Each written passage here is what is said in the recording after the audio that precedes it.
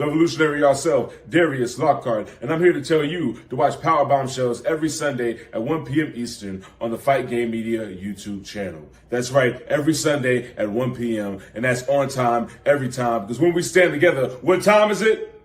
That's right, it's nation time. Welcome to Powerbombshells 214. I'm Al. That's Sam. We're just two broads talking about the wrestling we're watching. Paris Saint-Germain is your Champions League champion, folks. Nice job. Hey, Sam, how's it going? Hi. I'm throwing the football in early this time. The Champions League final was yesterday. Paris Saint-Germain won in shootout. It was awesome. Great game. Well done, I am boys. excited for you. I don't know what that means. You're like, I have no idea what you're talking about, but great. I just figured I'd get the non-wrestling shit out of the way early. Yes. Sorry, Nikki is having... No, you're Nikki, fine. No, it's okay. Nikki's apparently having technical difficulties with her laptop, and so... Oh, no. I hate when that happens. Yeah, I watched a lot of football over the last 3 days. It's very funny, because I'm watching, like, USL 1, and I'm watching Champions League for that, which is the America ones. And then... that was like a Euro final. And now the World Cup starts on the 11th of June, except there's already been issues with that. Yeah, of course. Well, I know. I was really afraid already. I want to be excited because this is like the first time I've played since I was 5. Right. Since the 20th century, kids. Yeah. And back then, it was hard to come by. And now it's like wrestling. You can get into it, and Americans are finally catching up with the world's game, and it should be super duper awesome exciting that the World Cup is here this time at this point in our generation of catching up with everybody, because we are, and people are interested. Like our team locally here is like big draw. My sister's town, that's like a 6-year waiting list, and that's just the USL 1 league. Like, right. People are excited, and so what they did was they partnered with USL, and the teams were all using their facilities here in Canada, Mexico, and America, because we're all doing like a joint hosting. Right. And then suddenly some state decided that it was going to take that away from that club, and now Mexico is going to be putting that team up, and they're going to have to cross the border like multiple times to play in their group, because all of their group games are here in the country, and that's what I don't like. I'm like, this should be awesome. This should be one of those times where we put the fucking shit aside and just enjoy it, because America's finally caught on. But it's not happening because of the reasons we all know it's not happening. And I'm really, it's a big, like, it's like when wrestling, like, it's like with the Vince stuff and with the stuff that we're going to talk about today, it makes the sport look bad. It makes the people who love the sport disappointed in how like it's being treated. It's you know, it sucks, because we should be excited about having the World Cup in America today this year, because people are more involved in soccer than I've ever seen them in America. Yeah. Mm-hmm. And I've been in the sport my whole lipe. So but there, I was off so I'll get off my soapbox now. You're fine. Just thought I'd cut a little promo on the upcoming World Cup in America situation. I'm very sorry, Tucson FC. That was bullshit. No one should have done that to your club. That hurts your women, it hurts your men, and it hurts all the kids in the community that would have had the opportunity to play with people from other countries. Yeah. For a 3-month tournament. It's kind of like going on excursion. You know what I mean? Right. Yeah. No, right. It is. It's exactly like that. Right. Exactly. It is. So it'd be like, what if our like wrestlers couldn't go on excursion to Japan and Mexico like they do? And what a bummer that would be for wrestling. For sure. Like the whole history of wrestling. Yeah. Very frustrating. Yes. So it makes us look backwards.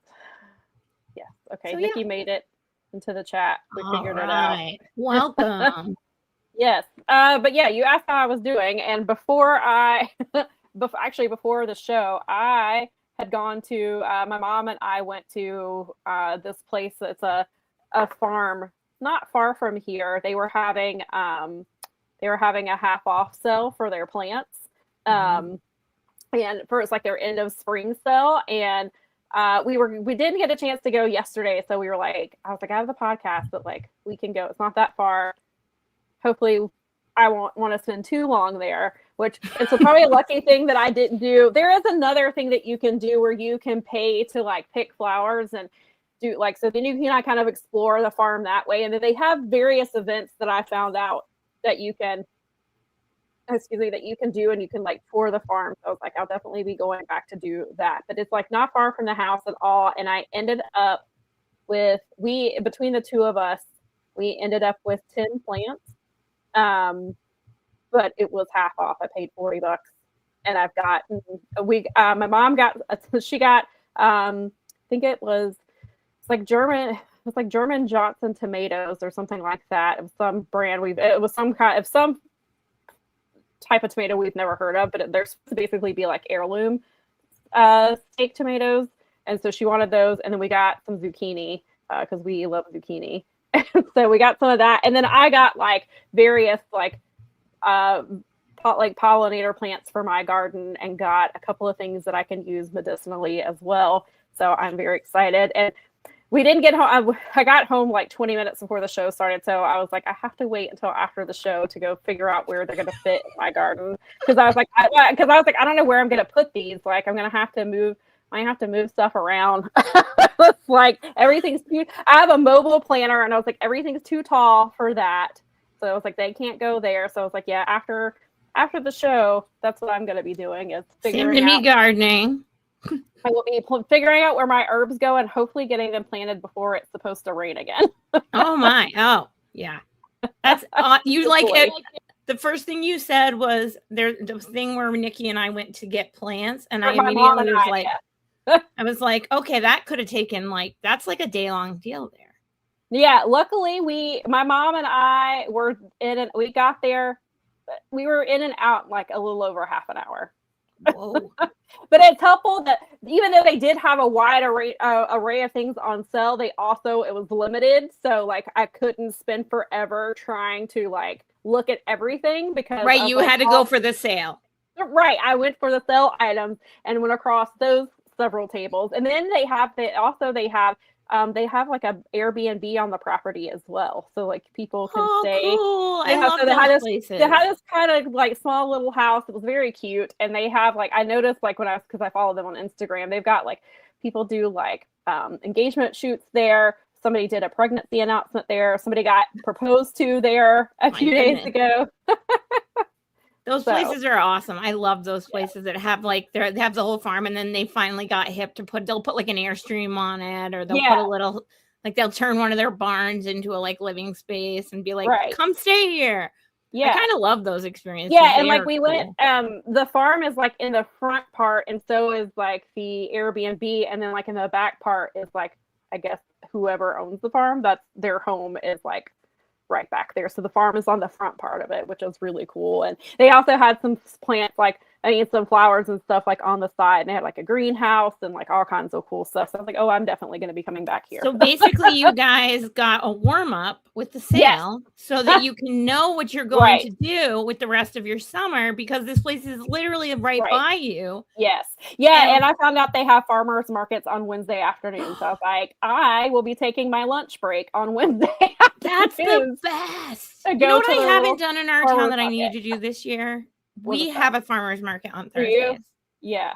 I need to get down there. Like Holly, who does all our green time stuff. Oh, right. She does like she'll do her little stuff that she does. And I like going for those because then I can get things like the lip balm and the lotion and the sugar scrub that I just discovered she makes on sale, because she does special. Right. Like she's got lavender product. Like she just finished up some lavender runs, and I love lavender because it makes me feel good. Like I have some planted in my front. I have lavender that is currently flowering in my garden right now. Yeah, my front garden has mine. Mine's finally starting. Like it was started small, but the last 2 years, it's finally decided it's happy. Yeah, where the lavender it is. I had last year apparently was not a flowering kind. It was given to me and it didn't do really anything, but I got a new, so this year I just bought just a random lavender plant. I was like, I'll just buy one, see what happens with it. And it's already got like 4 or 5 blooms on it. And I was like, oh yes. When they're happy, they start to spread, and then you get like, I mean, obviously you know this, but you get bees and butterflies and the whole thing. That's one of the main things that we were trying, because we didn't have enough bees and stuff last year, and I think that was an issue. And so I tried to get more pollinator stuff this year. And like I bought like a few weeks ago, I bought it's technically it'll turn into a shrub, but it's supposed to attract hummingbirds. And it has not done that yet, but it's been attracting bees. And then the other day I was watching a bee kind of fluttering around, and then a butterfly came. So I was like, oh good. I was like, well, at least it's attracting something. Hopefully the hummingbirds that come to the front of the house to eat will come to the back and realize there's a whole little plant for them. That's so cool. Yeah. We've repurposed. We haven't really had to buy a lot of plants here, because the people who have lived here over the years, like, we'll just find bulbs, we'll find stuff. So we just we move things around. Yeah. So almost all of our plants here have been recycled from, like, we just moved them into better places. And because we know they live here already, they like the soil, they're happy. Right. We found out that we had this ground cover, and it was like limited to an area, but we dumped a bunch of it into one of the back shady areas here. Well, it decided over the last couple of years to just sort of take over the backyard, which is perfect. It has flowers. It started doing little yellow flowers this last year, like last summer. Yeah. And we were watching last summer, and it was hilarious because you could sit and watch the honeybees go into the flower and come out all covered in pollen and like fly away like little cotton balls. We were like, we had no idea. So now it's like progeniting all across my backyard, which we planted grass because it used to get wet back there. And that's like my dad's old trick was like, just plant grass because the grass will eat it. Like, it'll drink the water and you're good. Right. And we have we didn't want to put a fence up. We put shrubs up to build like a natural wall. Yeah. And they're all happy back there. And then this stuff has just been going like gangbusters back there. And I'm like, just let it grow. It's so cool. Because we'll just watch the bees. They look like little funny cotton balls. They're hilarious. They just go, and it's crazy because these flowers are tiny, but the bees like squeeze inside of them. It's like, wild. That's what I was looking at. Yeah, when I was watching the honeybee a couple of days, or yesterday actually, and I was trying to figure out, because the leaves, the flowers, I don't know if I assume they've got to have some sort of pollen because they attract hummingbirds. But I was watching to see if it was coming out with pollen, and I couldn't really tell because I was trying to not be like on top of it. So it's like, why is this predator standing so close to me? Why is an apex predator by my flower? Right. So I was trying to like observe it without being on top of it. So I don't know if it was getting pollen, but it definitely was trying. It was going around. No, I noticed that it stayed on a few flowers longer than others. So I'm hoping that it got something, but we'll see. And now I've got these other pollinators. So this has been a gardening corner with Sam and Mel. It's that time of year. We almost always end up here because we both. Oh, believe me, y'all are going to be getting updates. So you're welcome. Yeah, we do we both garden. We both do the flowery thing. So we end up talking about it. And then in this late summer, early fall, you guys will get the canning talk. Yeah. Again, potentially. And that's always fun. Yeah. So we are Renaissance ladies. Excuse me, Renaissance broads.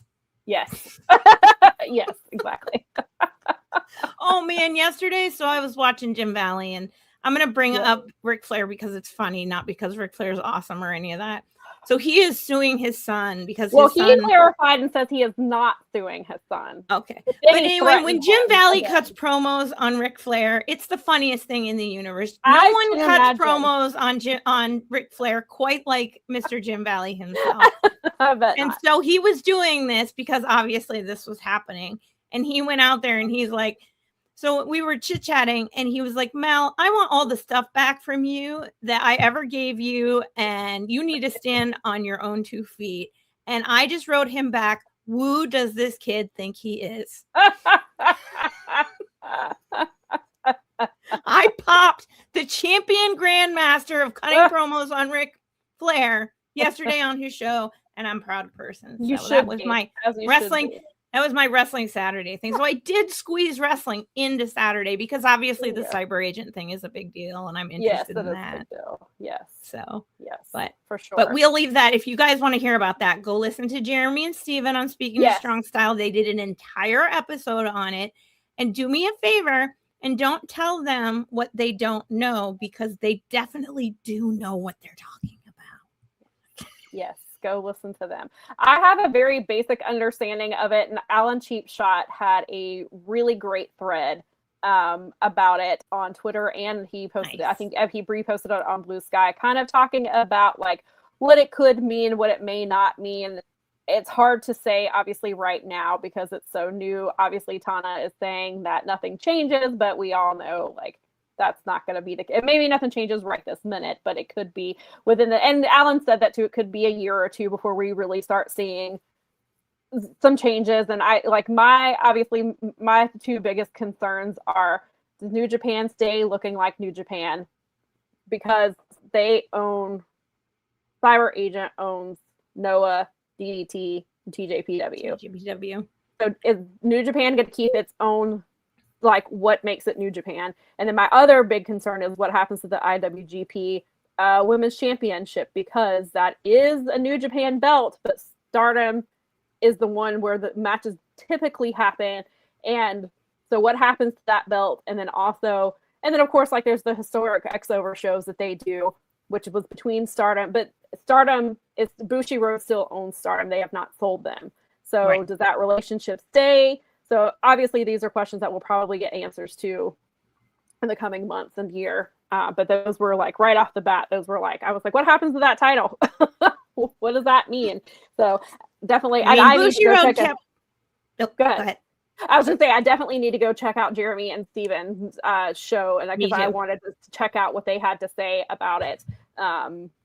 Because I knew that they are obviously two of the most educated people on the subject, and that's who I wanted to hear from. So, and if you're not familiar with Jeremy and Steven, they have a show on this very network that if you want to know more about New Japan, they are the people to go to. They are our Fight Game Media New Japan gurus. That's who we go to for information. We don't argue with them and tell them their jobs, because they definitely know what they're talking about. And they're really cool about it. And guys, I mean, like Chris Sampson's in our Discord. He can talk to us about it. It's very cool. It's like, but I mean, the only thing I would say, and it's a little scary, but also at the same time, like one of the things that makes me a little hopeful. So I've subscribed to Wrestle Universe, which is what Cyber Agent uses as their streaming platform for all of those shows. And I've watched largely Noah, but a couple of TJPW shows and stuff when I was subscribed to it. They have an excellent execution of their broadcasts. And so if they were it seems like to be a lot more user friendly than World is. It's not just user friendly, it's the presentation. It's things, simple things like when a wrestler comes out, they'll pop up like a graphic, and they'll pop up like the wrestler's name, and they'll pop up like something cool about the wrestler, and it has a much more sporting feel about it, where like, you see a news broadcast or a sports broadcast and a player of the match kind of thing, and they give you the little windows and the chyrons and the whole thing. And that seems like a small detail, except for the English people who are just tuning in, like North Americans that are new to that. So it was harder for me to get to know New Japan wrestlers because there was less of that. Whereas when I was doing Noah, I was picking up the wrestlers quicker. And now when I see Yamakusa around, and I'm like, oh yeah, right, because he was on the Noah shows that I was watching, and he was a lot of fun. And so in terms of presentation for like as a sport, if they could take the New Japan identity but use the Wrestle Universe execution, where we've all complained about how New Japan World, how New Japan's the strong shows, all this stuff, New Japan North America, how their presentation has been dodgy. They could stay New Japan, keep that identity like you said, but use the Wrestle Universe, the Noah, and all the presentation format, it would like level up New Japan.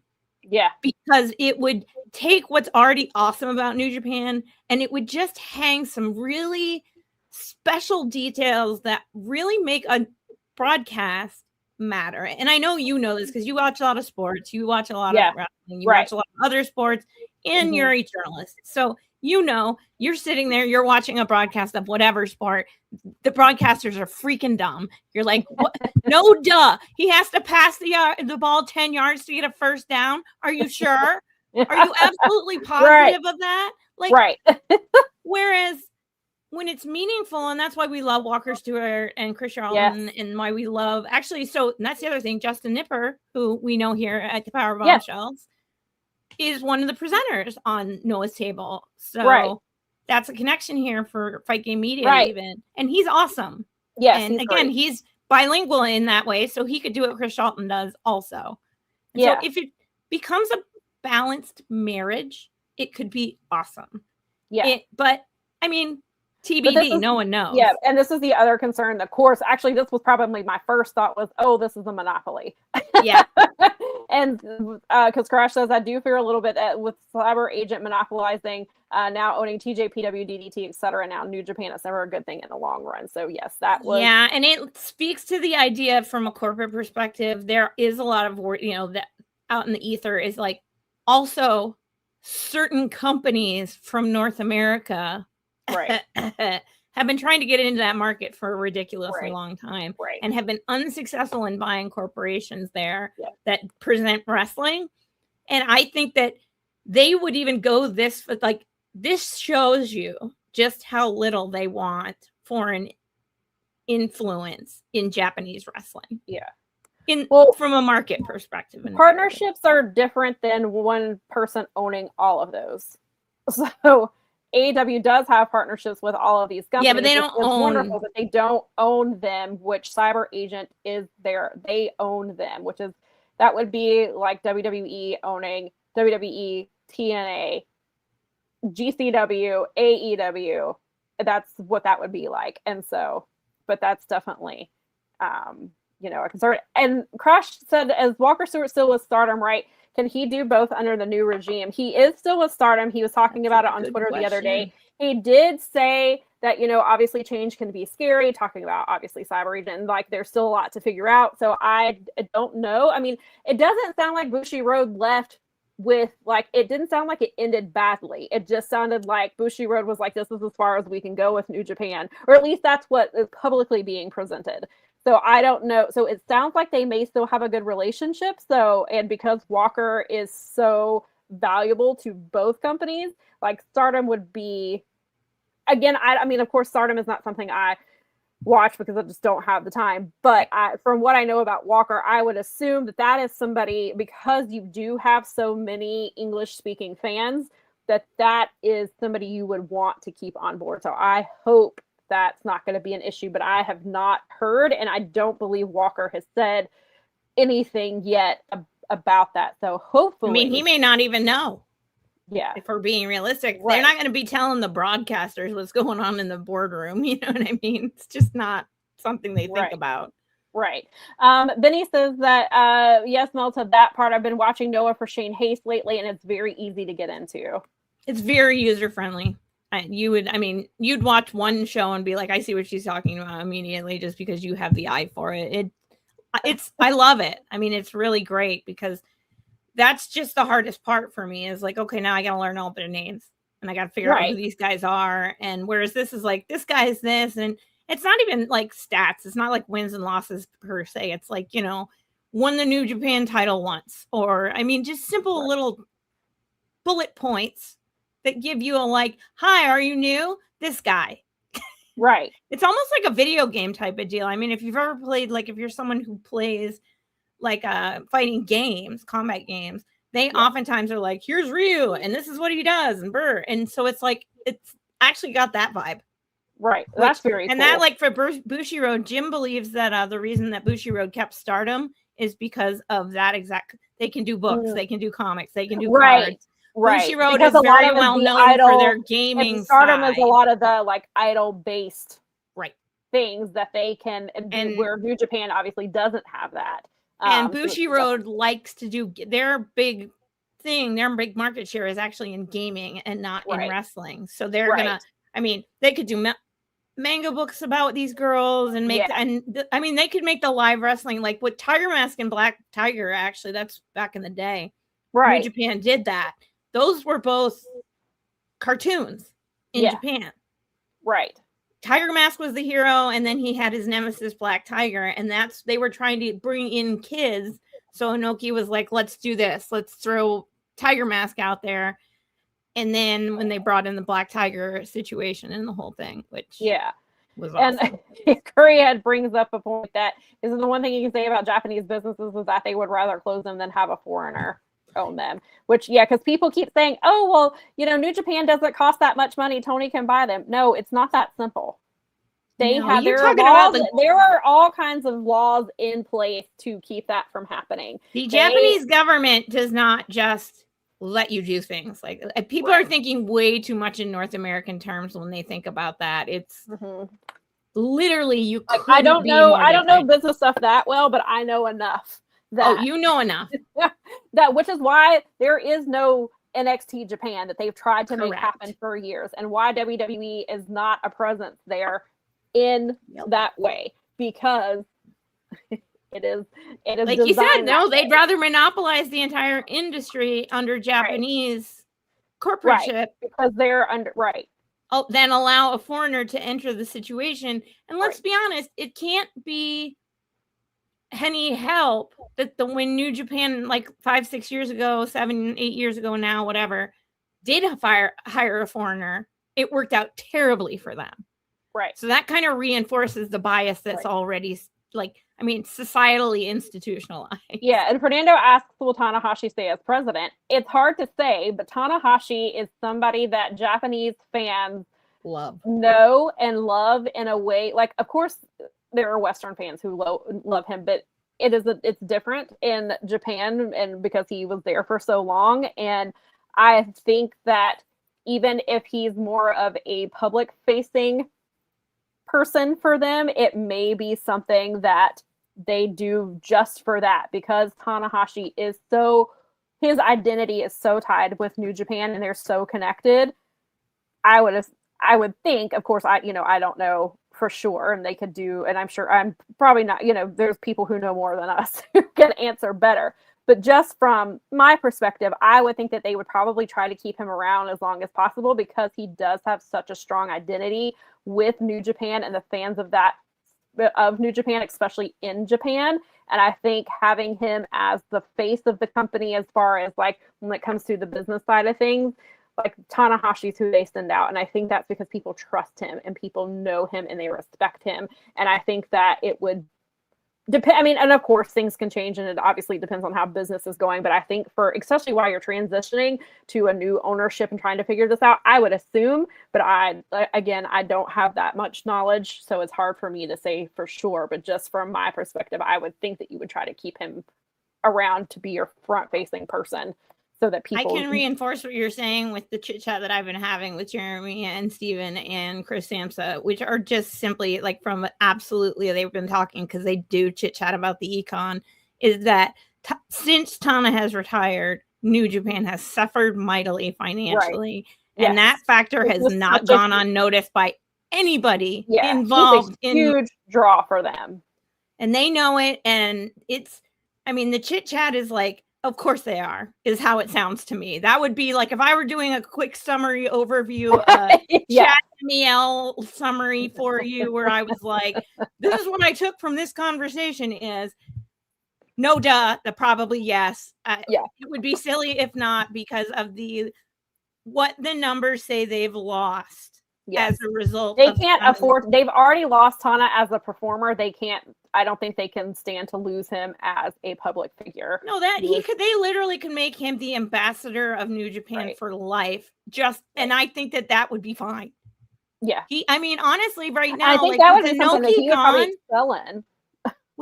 With Inoki gone, which has been a minute, and the fact that he's been gone from actual action of New Japan, but he's actually passed away now. Who else is the absolute center? He is the ace. He is the ace of the universe of New Japan. Right. I don't think I think they're inextricably, my personal opinion is that they're inextricably linked at this point. And you would be, if you're going to make that purchase, you'd be dumb to not at minimum have that guy going out there like Inoki used to and have him kick off every single big match. Right. Like that's what Inoki used to do when he wasn't winning every match and booking himself to win every match. Right. And he was booking other people. Right. He would come out there and do a big like intro and be like, here we go. And I mean, you know, there's like, yeah. And that's why, like, if you Wrestle song. Dream, when they come out, they do the chant, the fist pump, you know, they could kind of easily do something in that vein for sure. I mean, Louis is an extra, like, it's just, everyone thinks it. And he plays air, and he can send him out there to go play air guitar and just lead a go ace chant before the big match. Like, oh my God, yeah, exactly. Yeah, you see, exactly. Yeah. That's it. He throws the guitar to somebody else, and go have an air guitar concert. Hype the fans up before the match. People would love that. I mean, there's a lot of power in that guy. I don't think that's anybody. And I mean, and it hurts because I mean, New Japan was struggling, and that was something was bound to happen to the company because it was suffering. I guess it's better than it going under completely, but it's like TBD. And I would listen to Jeremy and Steven on like the inner workings of what is happening with that. Or Jim. Fumi, I know, has been busy and stuff like that. And obviously that's a tough one anyway, because they're halfway around the world. But it sounded like when Jim gets the opportunity, he and Fumi will probably talk about it eventually too. And obviously Fumi's there. So that's someone you would definitely want to listen to. Crash says that Japan should just be extorted into buying more U.S. Treasury bonds. That'll help. Oh my God, the Treasury bonds. Oh, they're buying them all. Man, oh my God. I swear to God, my life keeps like repeating itself. I feel like it's the 80s again or something. I'm like, didn't we do this propaganda way back in like the last century? Sure. Right. Humans are not very original. No, not at all. And Curryhead is trying to make me fight him. He's been saying things before the chat. He thinks I didn't see those comments he was making before we went on air. And now he's saying that this is the day that you would have a major foreign-owned wrestling company in Japan is the day that Sam will support FTR, which means never. I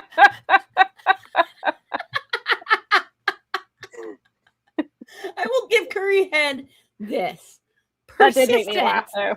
Persistence is a very valuable skill when done correctly. I was gonna get to it eventually when we got there. Oh, that's wonderful. And also, I do want to go back. There was a funny comment before, but we moved on to other stuff. But Nikki said when we were talking about Gardening Corner, she said Gardening Corner by Pickle Bombshells. That's right, Pickle Bombshells. Yeah, that sounds like. I did not have any deal. I need to go find some that hopefully will live because I have such a hard time because it's such a fragile little thing and too much heat or too much rain. Because so it's gonna have to just be an indoor plant that lives on the windowsill. I think it's gonna be. But I love deals, so I will have to find out. Well, when you come to Chicago, you will be the happiest person ever because here in the Midwest, as I've said many times, if you open a restaurant in the Midwest and don't have fried pickles on your menu, you may as well shut it down immediately because you're losing. Fried pickles.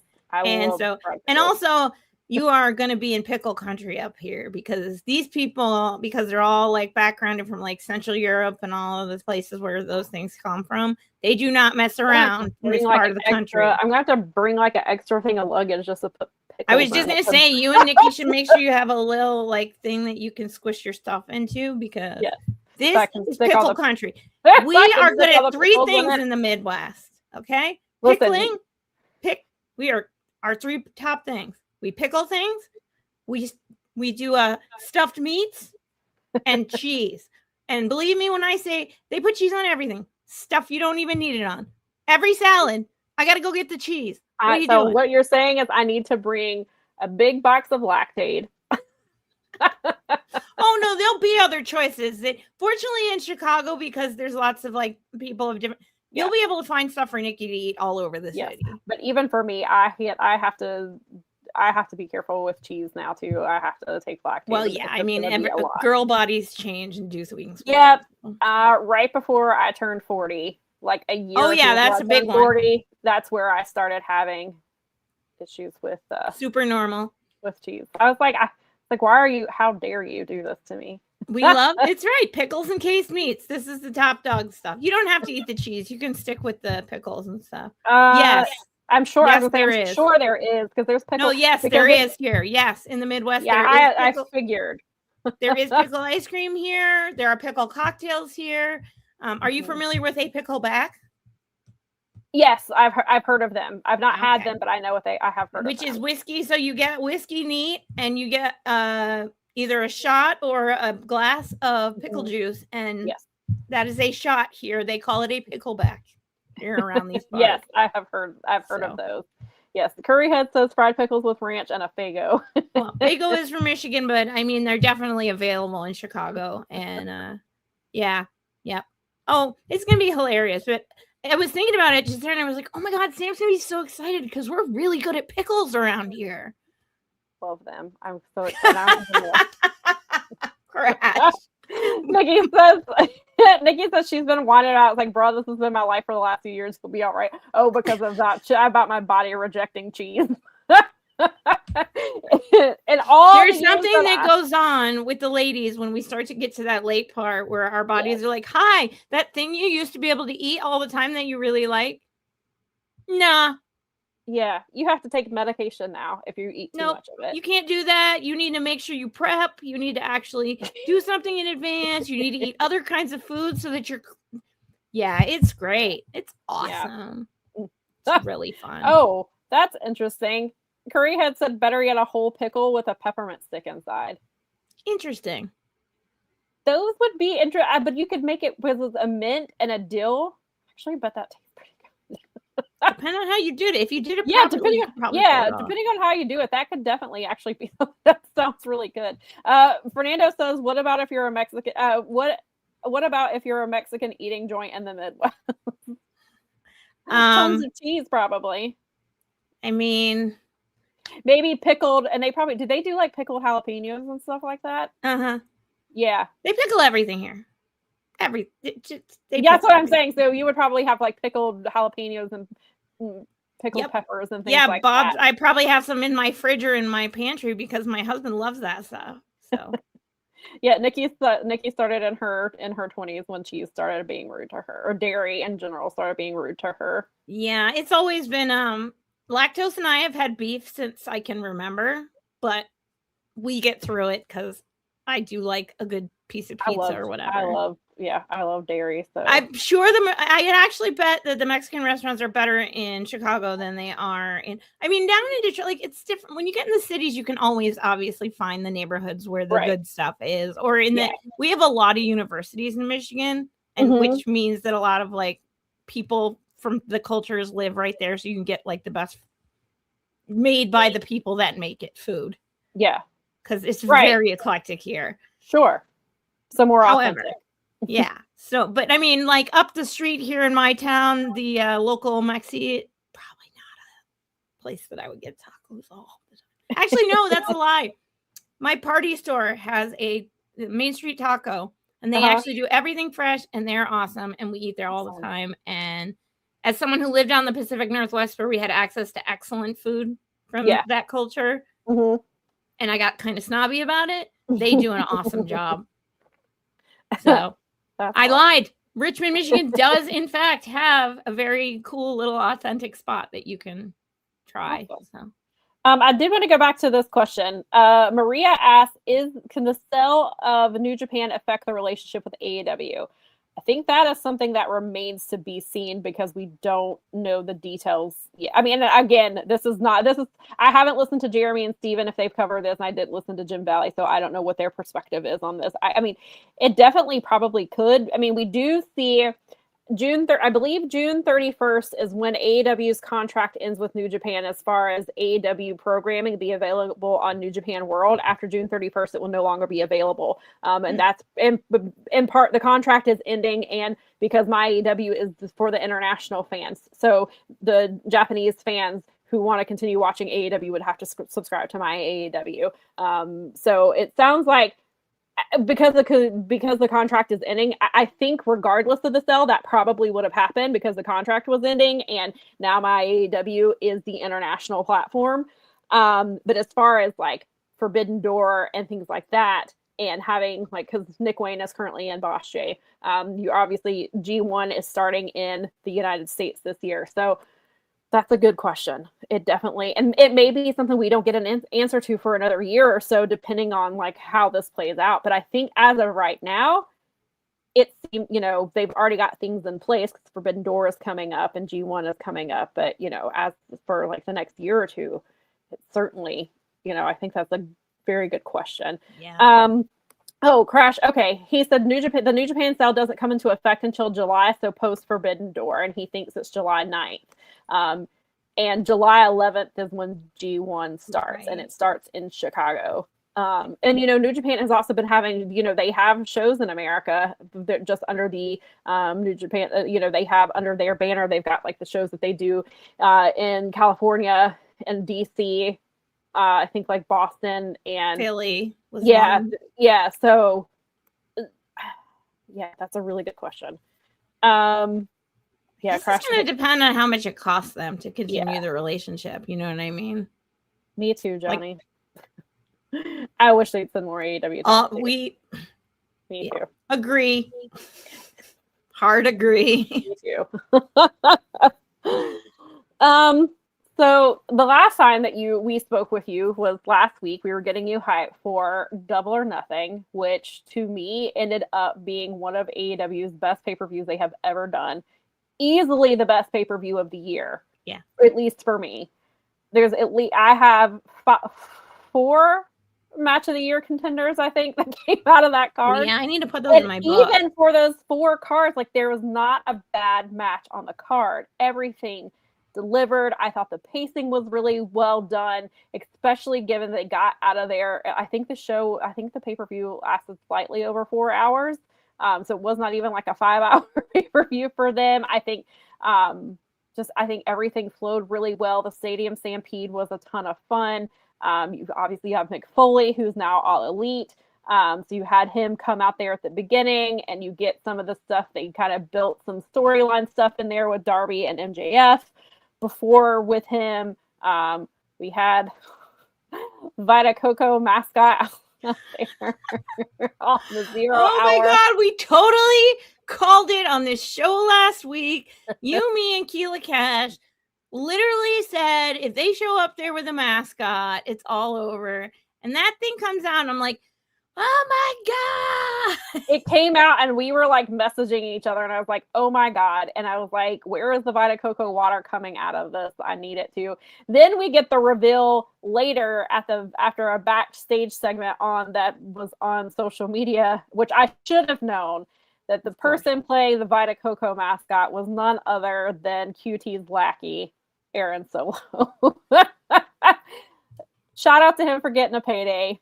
Yeah, right. I mean, good. Trust him. He will do basically whatever is good for the company. And shout out to Aaron for being that guy and he still go out there and put on solid matches when he gets to be on ROH. And he's usually there to put somebody over, but he's very good at that, at least. So I should have known that that's who it was. They said, I thought of you guys when QT fell off the top rope. He did. And then they apparently he's fine. He's a special guy. They put it out there. He's fine. He didn't injure himself. He just fell. And then like he falls, and then they cut to Big Boom AJ, who's like bleeding profusely from his face. And everybody's like, where did this even happen? And we think that somebody said maybe he may have clipped his face on, I can't remember if they said that they may have just clipped it and had just cut him at the right angle, and he was just, because I was like, where did all this blood come from? And he's out here cutting this promo covered in blood, and then QT's falling off, and we've got the I didn't mean it in a bad way, but that's basically how they book him. Crash said Keela almost killed QT working her church. He was fine. He was fine. He was fine. That ego can afford bruising once in a while. It'll be all right. His big head would have kept him. His big giant head would have kept him fine. He would have kept him safe. He'll bounce back. Curry had said, I know you may hate this. I don't hate this. The first hour was the best hour in professional wrestling for 2026. No, I hate FTR, but I've always been able to admit when their matches that they are in are good. That was a good match. In it. I'm sure they can, for some people they contribute, but they also were in the ring with Cope and Christian, who have been doing this for a very long time, just like them. But yeah, I really enjoyed the I Quit match. I don't know if I would have given it 5 stars like Dave did, but I thought it was a really good match. Like, I really enjoyed it. I enjoyed it way more than I expected to. How about that? I did not I thought it was way better than I expected it to be, or that I didn't think I would be as engaged with it. So it made me happier. It was engaging. Nikki said she missed the fall. She was getting food or putting a weight. Now she was disappointed that she was like, because I was like, oh my God, QT just fell. Where's Botchamania when you need them, right? Right. I'm sure it will be on there. But, and it was interesting because, so there weren't apparently many of us available for Double or Nothing coverage. So I was covering literally every other match. And the first match I covered was the I Quit match. And so I was writing, it was just, there was somebody on live coverage. We had an editor, and there were 2 of us writing. So we were swapping every other match we were writing about. So I did have to go back and rewatch some stuff this week because I thought I would look up, but I was also writing at the same time. So it was hard. So I missed things especially from Stadium Stampede. I missed some stuff, and there were some other things. So we went back and watched it throughout the week. But what was interesting, we did have a little bit of issue because we watched through my AEW and used the VPN, and I think it was Stadium Stampede. We started having some issues. Was it Stadium Stampede I think it was Stadium Stampede. There was some lagging issues that was putting me a couple minutes behind, but not too bad. But then when we went back, because I was covering the women's 4-way, and I was listening to Nikki and trying to pay attention to what was happening because she was telling me something, and then I realized 3 minutes in that I forgot to set the timer. And I was like, I'm going to have to go back and time this match leader. It took me 3 times to be able to time it because the first time I timed it, it started buffering 10 minutes in and wouldn't stop. And then we tried, we stopped it, went back in. I got 12 minutes in and it buffered again. And I was like, what is happening? And then so we just gave up we're like, you know what, we'll just stop with Double or Nothing for now. I went and watched, so we decided because we were already in the app, we were like, let's just go ahead and watch ROH. ROH was 2 hours, which Tony, we need to talk about these long ass episodes of ROH, but it was 2 hours. It was good, but 2 hours of ROH after I just watched a 4-hour pay-per-view and 3 hours of Dynamite and Collision was a lot. But ROH played beautifully, no problems whatsoever. Didn't buffer one time, played perfectly. So then the next night we went back and Friday night after SmackDown, we went back and finished it, and I was finally able to time it. So it took me 3 times. So I don't know what this buffering is. I mean, maybe it was so many people who were watching. Yeah, but it was when we were watching, it would have been 2 a.m. in England. So it should not have been buffering that late. I'm not sure. Maybe your internet was just being a jerk. Yeah, apparently it was. Apparently I just needed to go watch ROH. Nikki said it was always good because of their opponents, at least for her. Yes, Beth can still throw some great punches. That was fun. I'm glad she's great. Shout out to Stoke for doing that spot with the flames. He got put out immediately, which thankfully that was pretty awesome. I saw that they are in it's coming up on time to pick up their option, and it'll be interesting. I think things will get more interesting because they are potentially bringing in both Motor City and the New Day.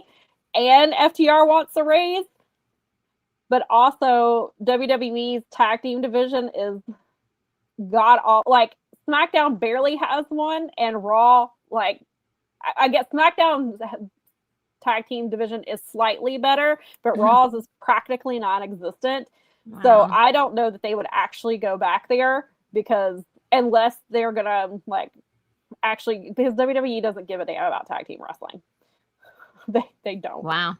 That's but again, when Motor City, and I've seen this comment lately about, well, I don't want Motor City in AEW because they could have come there instead of going to WWE. At the time, apparently we need to remind you, AEW's tag team division was god awful in 2024 when they signed with WWE. Mm-hmm. WWE's was slightly better. They were doing stuff with it. AEW's it took over a year to build that division back up. It was not a good option for them. I mean, they're definitely not WWE wrestlers for sure. Mm-hmm. But AEW's tag team division was not anything to be writing home about either. And so I can understand this. It does not look like that division did not look like what it does now. If you go back to September and October of 2024, that tag team division did not look anything like what it looks like now. And it was not a competitive. Tag team wrestling was pretty much on the back burner, like with the trios titles. And it just was not a good space for them at the time. But FTR to return to WWE is FTR Square. I guess they'll be the revival again, I guess. Yeah, I don't think either team is going running back, but yeah. I mean I don't like either of them, but if I had to pick, I would rather Dax leave, but I don't like either one of them, so they can. That would be funny, though. They're a package deal. You have to take both of them. Yeah, I don't think that's happening. I don't think that, literally, they wouldn't pay just one. Right. Yeah, that's not a purchase you would make. I wouldn't just purchase one or the other. They're only worth anything together. Right. Exactly. They're not of any value individually. No. So there you go, Sam. Economically speaking, they have zero value. So you're totally in the right here.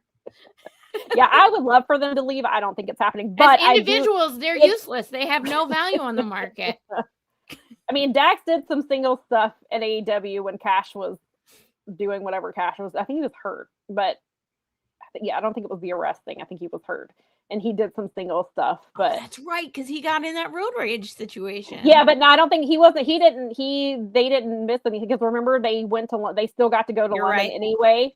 Even though it happened, even though he hid it from them until right before All In, and they let him go, and he still got to go because I believe there was a rumor that they threatened that if they didn't go, they'd leave or something like that. There was a rumor that was going around at the time. Yeah. I don't know how true that is, but that was right. a rumor on the streets at the time. Again, who knows how accurate that is, but that was a rumor about that.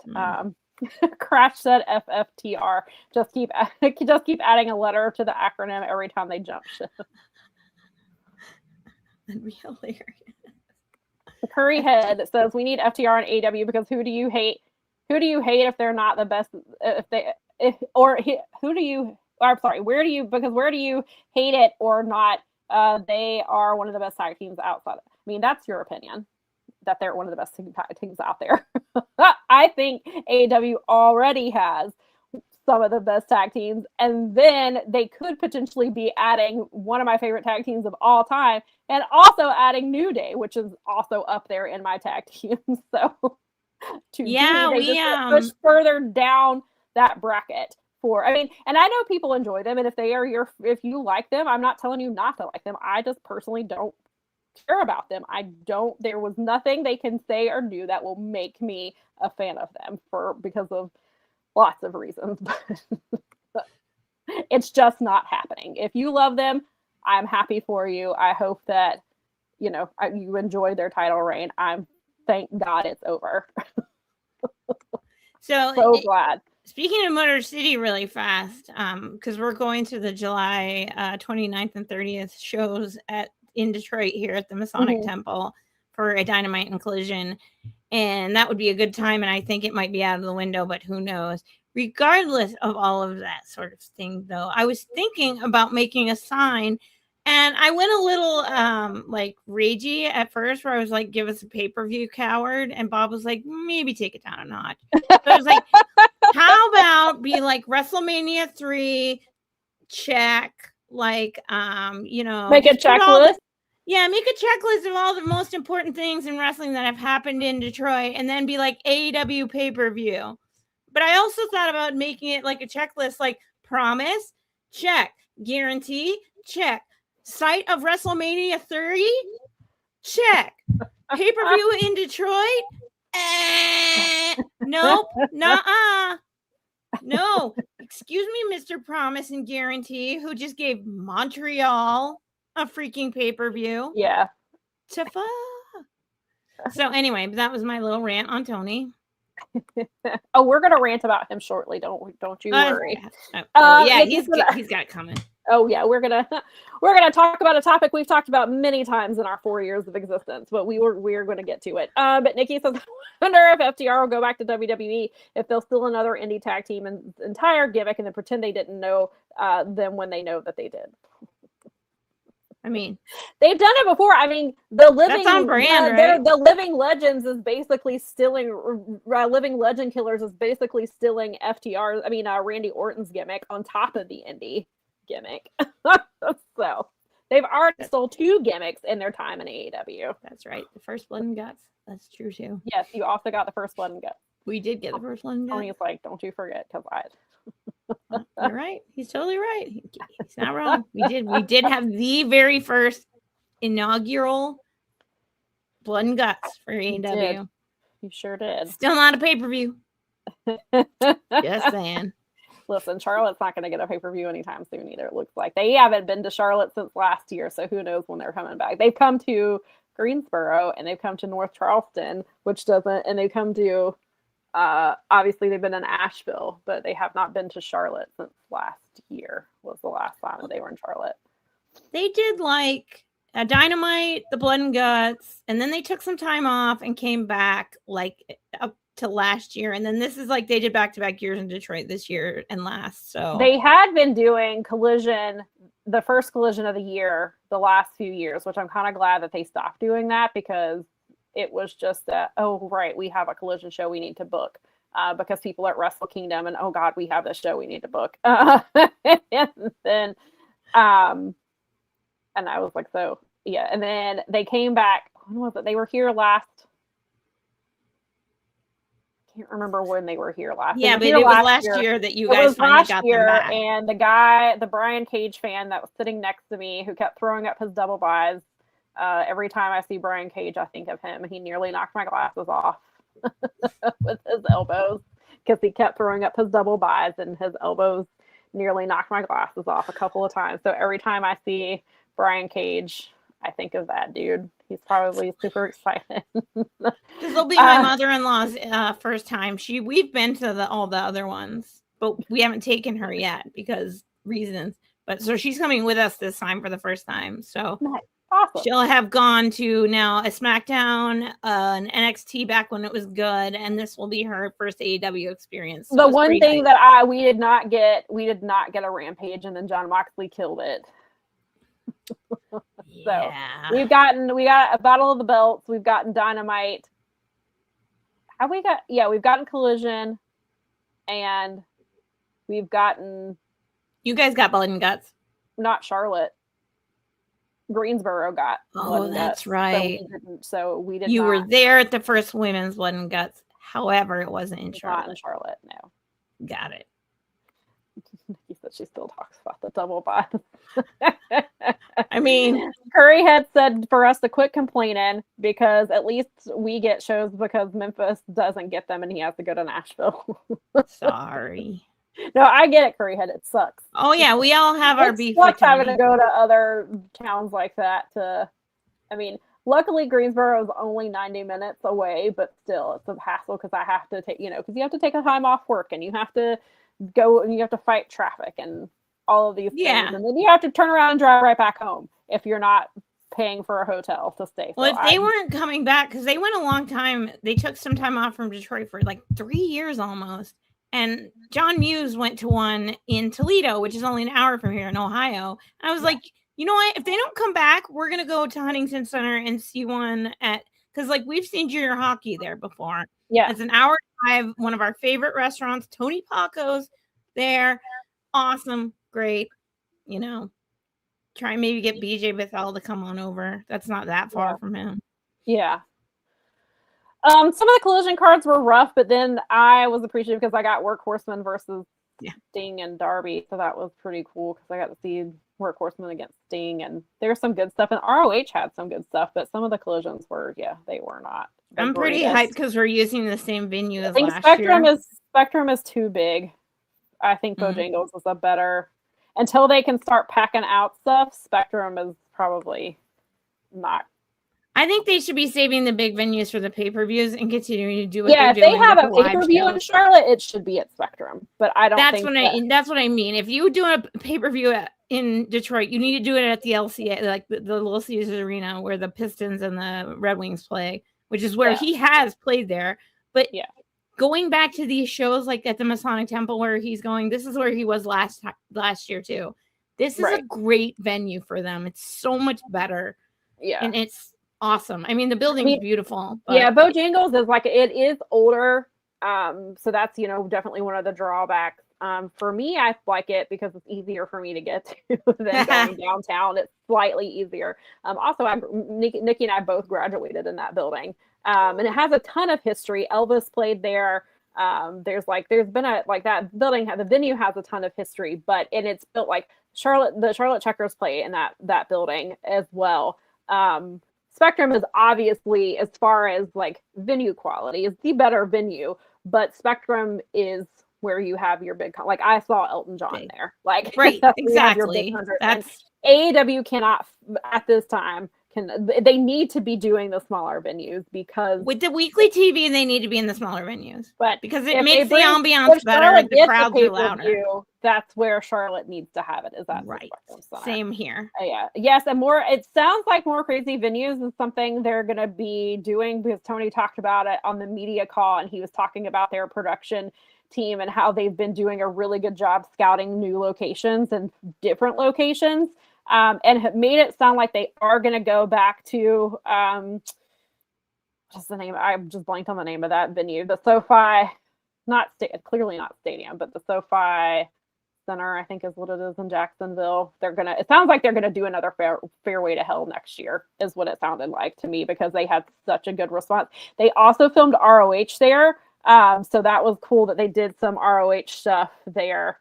I really enjoyed that. So he was talking, and now they're doing on July 10th, they're doing the Brawl in the Ballpark, which is going to be after the Minnesota Twins game. There's going to be a 75-minute show afterwards. Cool.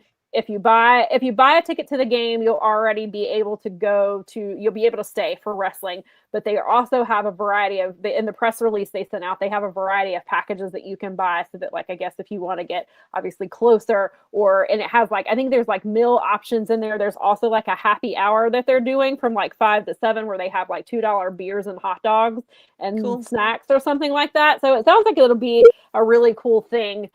Nikki and I went to a similar one, the Charlotte Knights, and when PWX was still here. They had a show after the ball game. They put the the ring out on the field.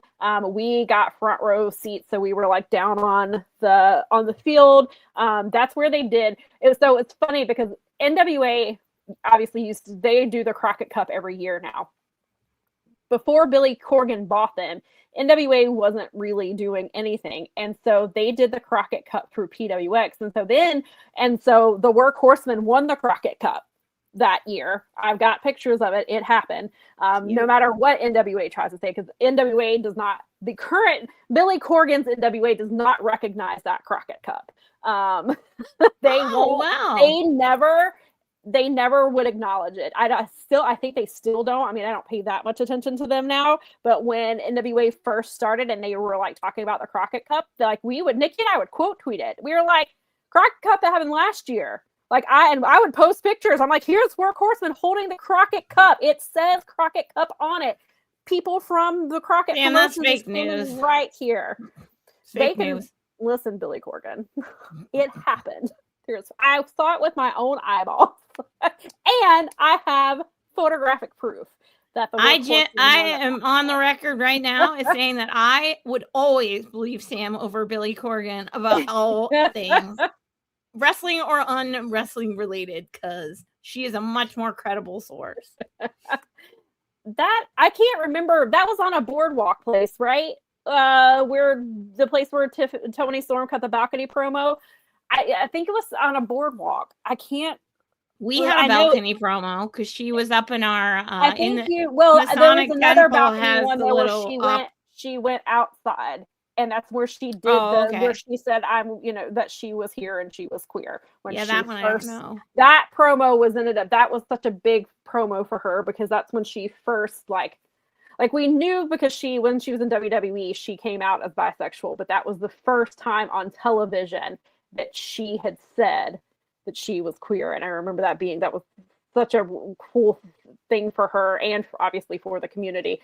I want to say it was some boardwalk. I can't remember the name of that venue, but you're right. That was a really cool venue. I really liked it. But yeah, you had the balcony one too, where she cut another promo up in the balcony.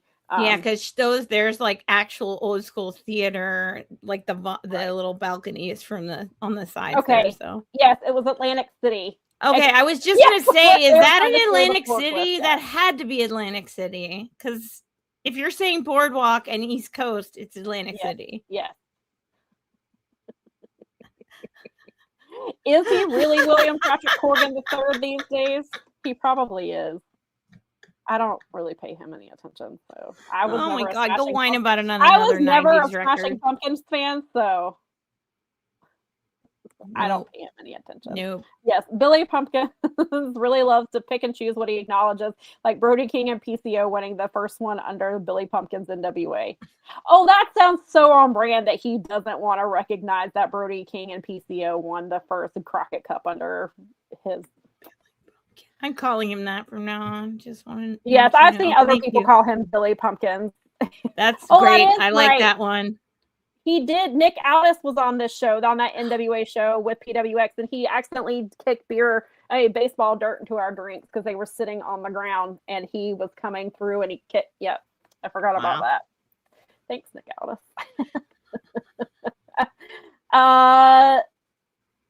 Maria says, "Do we think the Paramount sale could be bad news?" No, not at all. I think the company is too valuable for them to ditch it. And I'm not talking about Maria in general, but do not listen to anything Nicola Piccolo says. Point blank. Don't listen to him. He doesn't know what he's talking about. Oh my god. He's the one who was driving this conversation for the most part. Don't listen to him. And God, I didn't know that he was the one driving. So he keeps bringing it up because what he is trying to do, because all of his clients are in WWE, he does not want them to leave and go to AEW because he hates Tony Khan. So he keeps putting out information that he doesn't know about to try to deter. Wait, he's not even trying to deter the fans. He's trying to deter his own clients from going to AEW when their contracts are up, or if they are asked to take a 50% pay cut, that they don't go to AEW. That's all that is. That is definitely, he doesn't know what he's talking about. And I know there's plenty of other people talking about it, but he's the one that keeps driving the conversation. Like every time the conversation comes back up, it's because of him. Don't pay him. Guy, he needs to go see a therapist. He needs to get off social media. He needs to go touch grass. And he needs to go find a friend that will sit him down and look at him and say, Nick, no, stop. This is enough. You're a grown-up now. This is not how you run things. Yeah, he doesn't care. He literally, the two people that melt down the most on Twitter are him and that other guy out there. Yeah, and he keeps showing up on his own social media.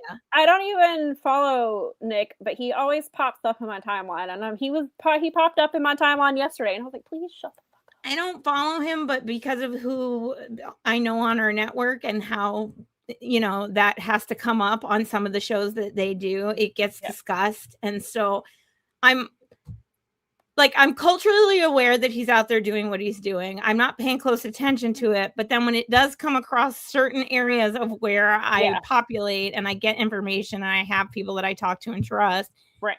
He comes and it's like, oh, look who's having look who's got his diaper on and is having a big baby meltdown again today. And it's kind of like, please don't listen to that person. He He's trying to keep his clients from leaving. Some WWE. people fill their hole by just being douchebags. Yeah, it is what it is. Right. All of his clients are in WWE, and he doesn't want them leaving because he doesn't have a good because he's made an. He's a very insecure person who spirals on social. Yeah. So don't listen to that, because you wouldn't listen to like any other user that was spiraling on socials. So don't listen to him either. But in general, no, I don't think it would be a bad thing. I think it actually could be a really good thing. Maybe they'll put more energy and effort. But regardless, it doesn't matter because they are under contract with Warner Brothers through the end of next year. So none of this is really going to make a difference until 2028, and people need to stop worrying about it. But because of the atmosphere that we're in, it gets asked on literally every single media call. It gets brought up all the time. If you just look at it on just value, it's worth too much. They've got advertising crossovers with everything from Taco Bell or White Castle to this new Vita Coco thing. They've got association. AEW sponsors Fulham Women's. Now I know that Tony Khan and his dad own them, but when the women are out in their home jerseys, they are black and gold and say AEW right across them. So as there was a dude actually at the Collision show who was sitting like right in the front that was wearing. And I was like, I wonder if he knows that that's a women's club jersey, which made me hype. But I mean, that's the crossover value that, and with the way that sports are the only thing. I was just getting ready to say live sports is what still brings in money. The only thing that people are watching on regular TV, on when they're signing up for a streaming, when they're doing that, really the only thing left right now that's appointment viewing television that they can advertise is sports. And it's all the sports, because lady sports are a low cost investment for Paramount to put in there. And people are like, oh, well, UFC's on there. Paramount literally does not care.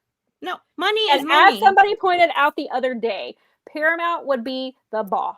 UFC is not the boss of Paramount. AEW would not. So Paramount can put whatever they want on their stuff. Paramount has so much sport on there right now. There's so many teams that you can't watch on like ESPN, like football wise. You have to go to Paramount. I had to subscribe to Paramount Plus to watch a good chunk of Champion. The first hour of Clash in the Castle is on ESPN right now as we speak. I mean, it's exactly right, Maria. You nailed it. 100%. Sports. Yep. It's exactly right. And it's all live sports. It's not just men's. It's women's too. Women's sports. If anything, I would say that women's sports are having a surge, because men's sports have become, especially with the betting culture, they're very much dictated by storylines and referees, and it's become very formulaic, but the women are still competitive because nobody's capitalized on the women yet. Mm-hmm. So a lot more people tuned into the women's final four this year and last year than did the men's. Yeah. Which means people want competitive sport on their TV, not formulaic crap. As I like to say when I watch the NFL sometimes, and believe me, I love my Seahawks. I'm so glad. But at the same time, I'm very, very aware that there's a lot of booking that goes on in the NFL. Yes. Jermaine, I see your question, and we're going to get to that when we talk about when we get to the women's portion of this show, and that is one of the questions we will talk about and we will answer. So I just want you to know I did see it, and we will definitely we're getting that. We will definitely get to that for sure. So I just wanted to let you know I did see it, and that is definitely a question we will answer. It is on our docket. So going back to Double or Nothing, we did get 2 new champions. We got wait, was it just the 2? Yeah, because we got new tag team champions in Cope and Christian, which I appreciate. I appreciate Cope on Wednesday bringing out the bag of disposable cameras and then explaining to people how to use it. But then I also love that the dogs, first of all, I like that the dogs attack them. Finally, we have something meaningful for the dogs to do. I'm very happy about that.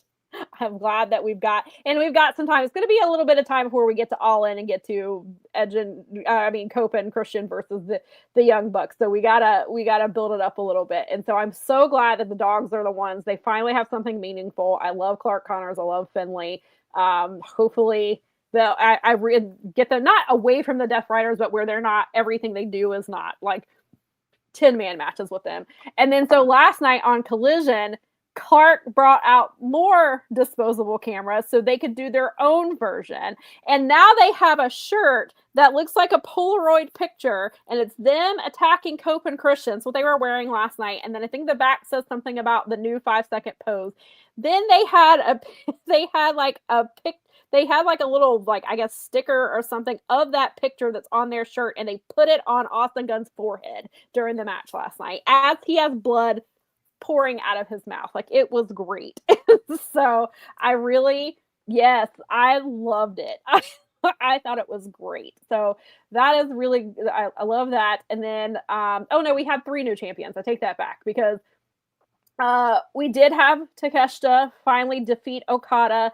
And he finally wins the international title back. He wins it by himself in a 5-star match of the year contender, one of the best matches all year.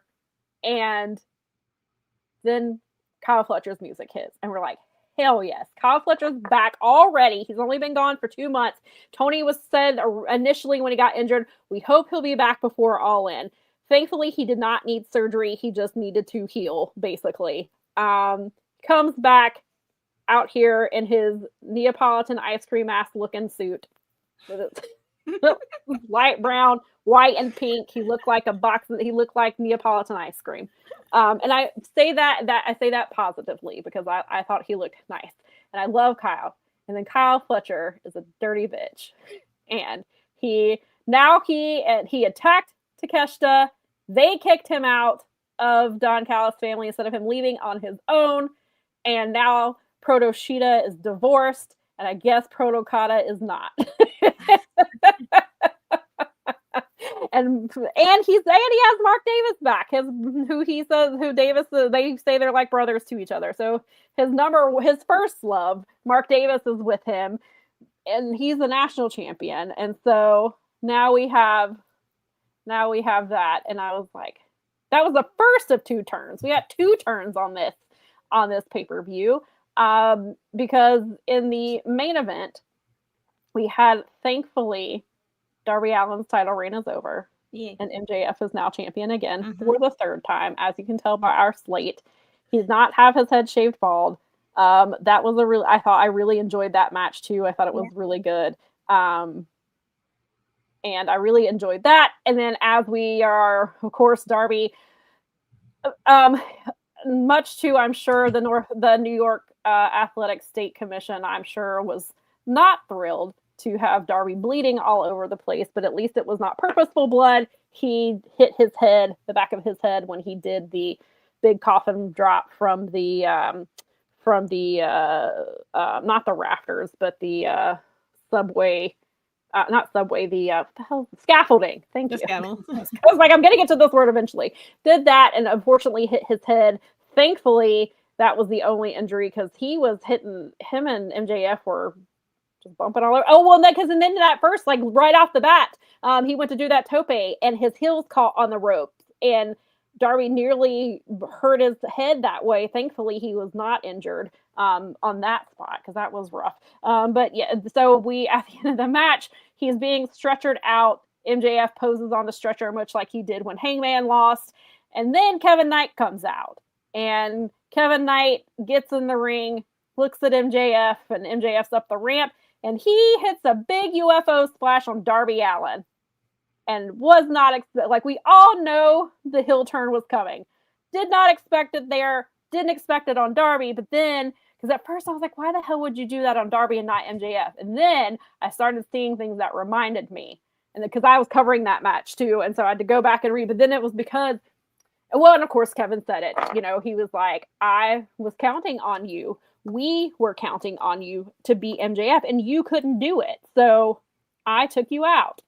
And Swerve, if you go back to that promo from a couple of months ago, Swerve told him that if he wanted to be the top, he had to be a killer.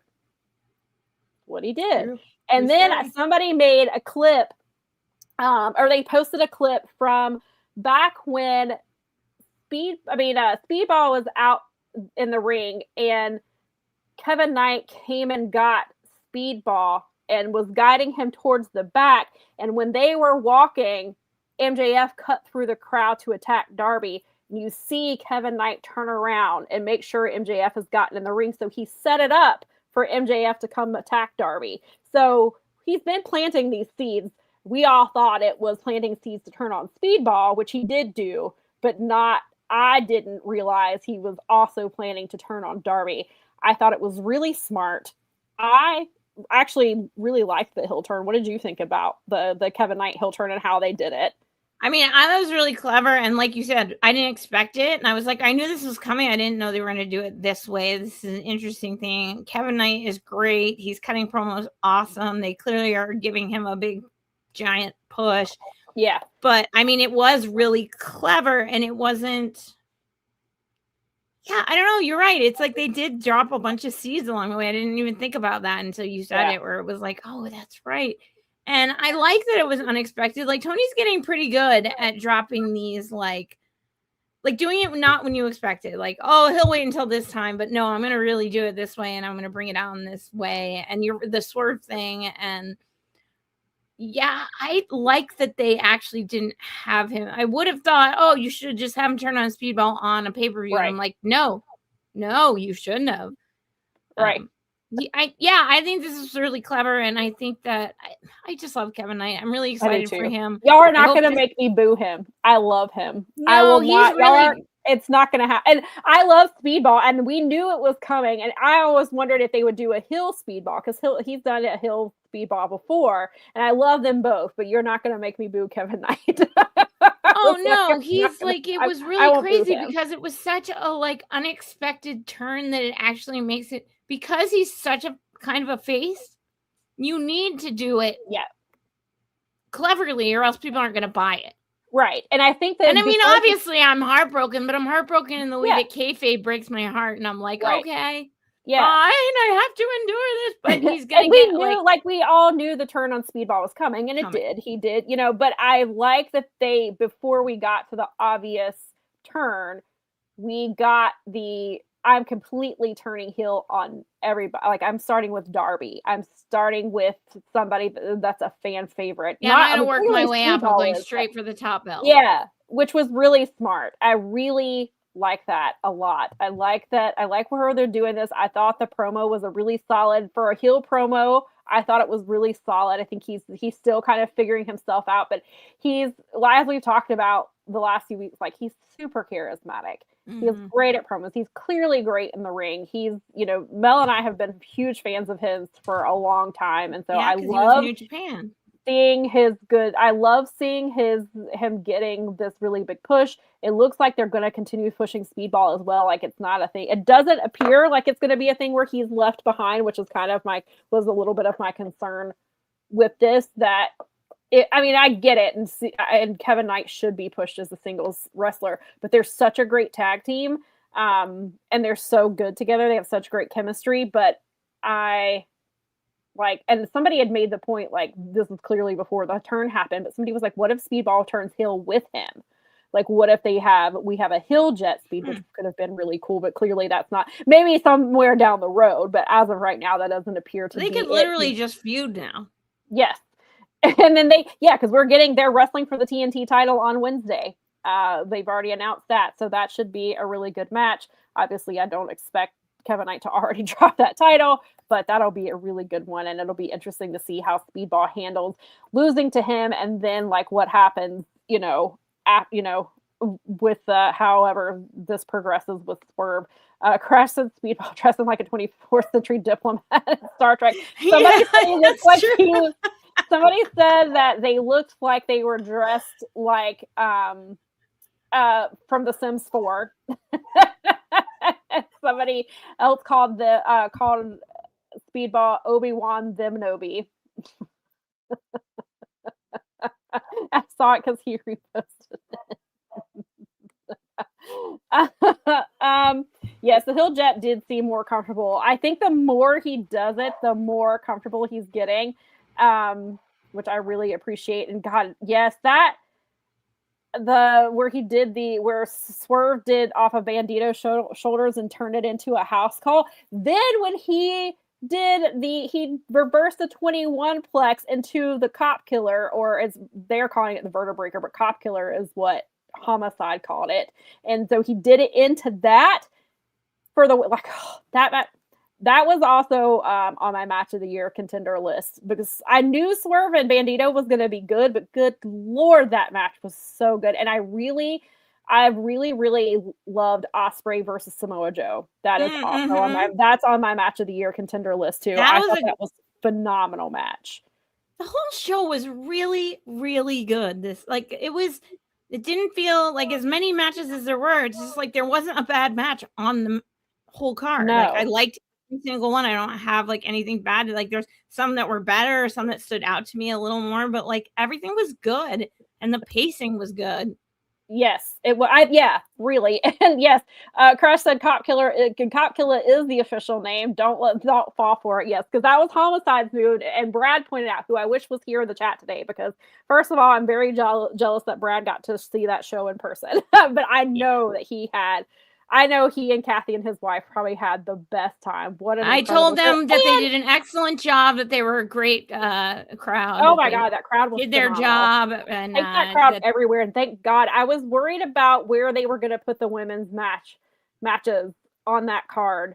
And thankfully they did. Well, they did the smart thing. They put all the matches before Stadium. They let Stadium Stampede be the penultimate match. Right. And there was no cool down match. I was concerned that they were going to do Stadium Stampede and then have the women be a cool down. Right.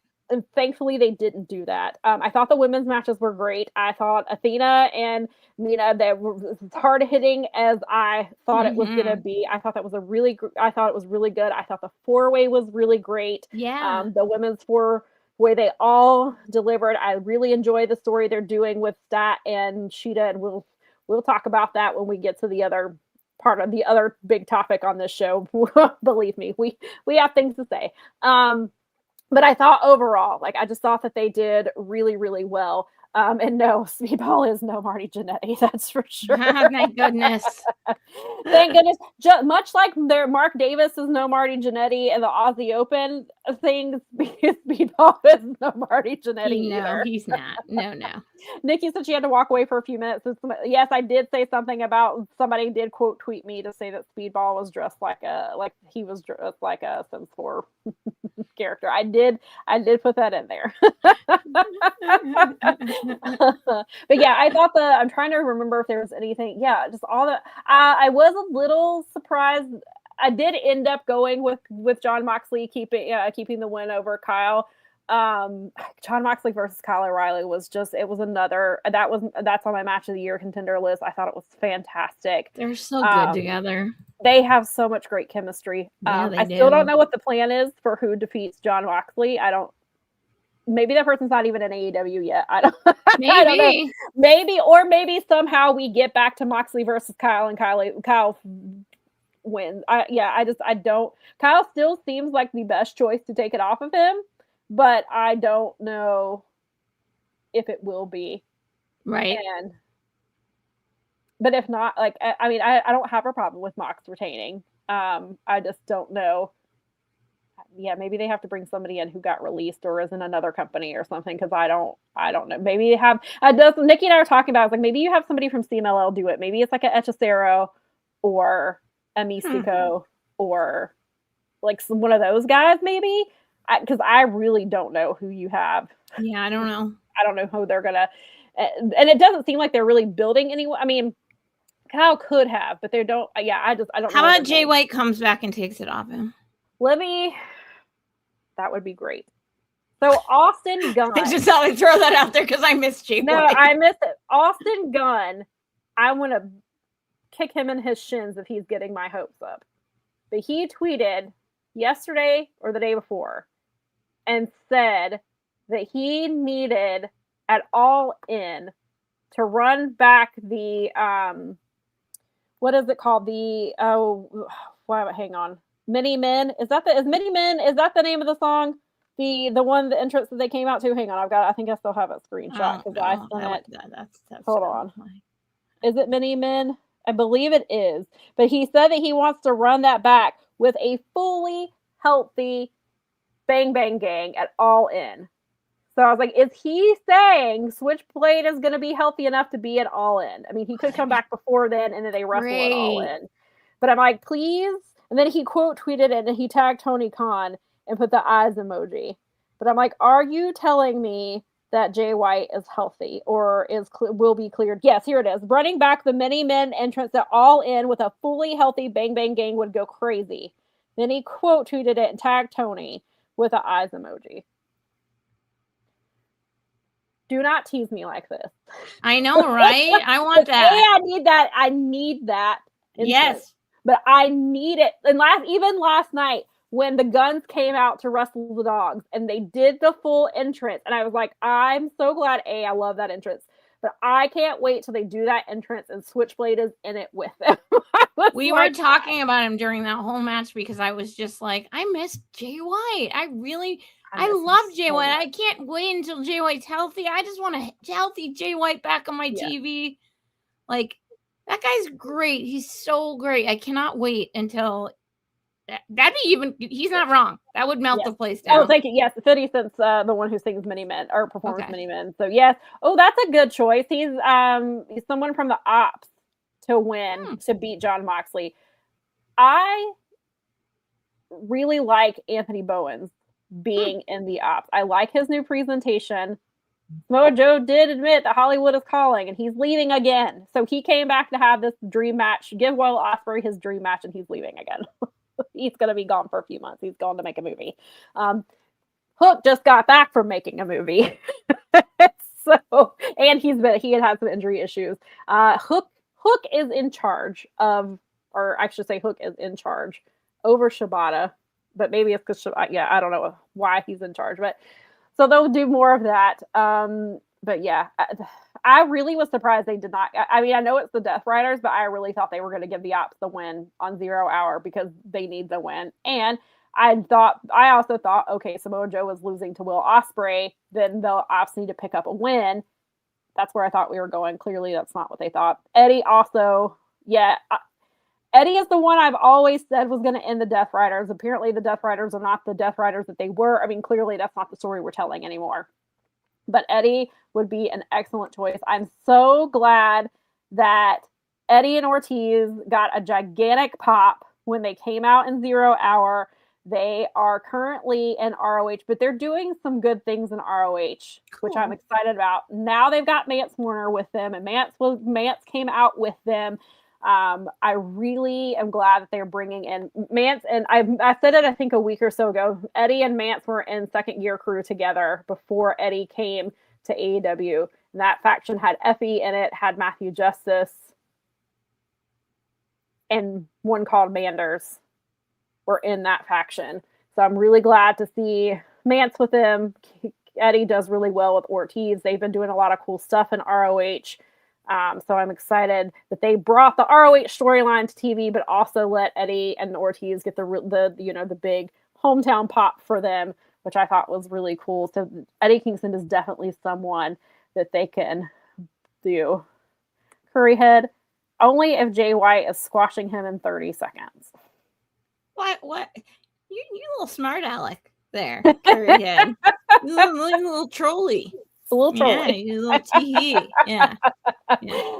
Yes, old man starting a pay-per-view warms my heart. Me too. Mance Warner, the Red State. Actually, yeah. And that's our from why did I just forget the name of where he's from in Tennessee? Bucksnort, Tennessee. That's where Mance Warner is from. Well, he was from. He currently lives in Florida, but that's where he was from. And he cut a really, I've been saying for years that Mance Warner is one of the best promos in the business. And he cut a promo on ROH this week that was not even like a full on man. Like, it was almost like he was holding, not maybe holding back. I don't know if that's the correct term. Like, it wasn't even a full-blown Mance Warner promo, and it was still a really good promo. And he's coming for Lee Moriarty's Pure title. They're having a proving ground match next week, which I am really excited about because Mance is not a pure wrestler. Mance is which he says in the promo, he is a punch you in the mouth promo. Oh, I can watch that now. I'm gonna hit a pay window. That's what he's like, I'm known for hitting the pay window. Like, this is what I'm doing. So a pure match with Mance, I'm really curious to see how that is, because he is not a technical wrestler. He is a brawler. He's much like Eddie Kingston. He's ready to fight. I will beat you down until I beat you down. He gets paid to fight. So but yes, ROH is on my AEW, so yes, you can watch it. And so, yes, Nikki said, I can become one of the 12 people. Yes. Old Manser is the fucking best. Keep letting him hit the pay window. Please let him hit the pay window. Because he was on, so back in the COVID times, John Moxley handpicked Mance Warner to fight him on Rampage. And they had a really good match. And then nothing happened. Nothing came of it.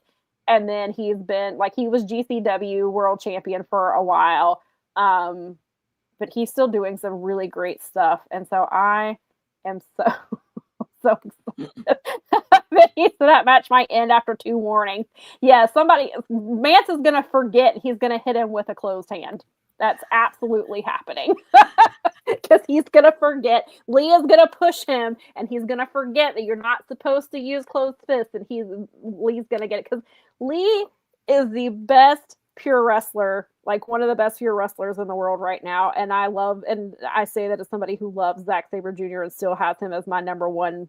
Lee Moriarty's right up there with him. Right on.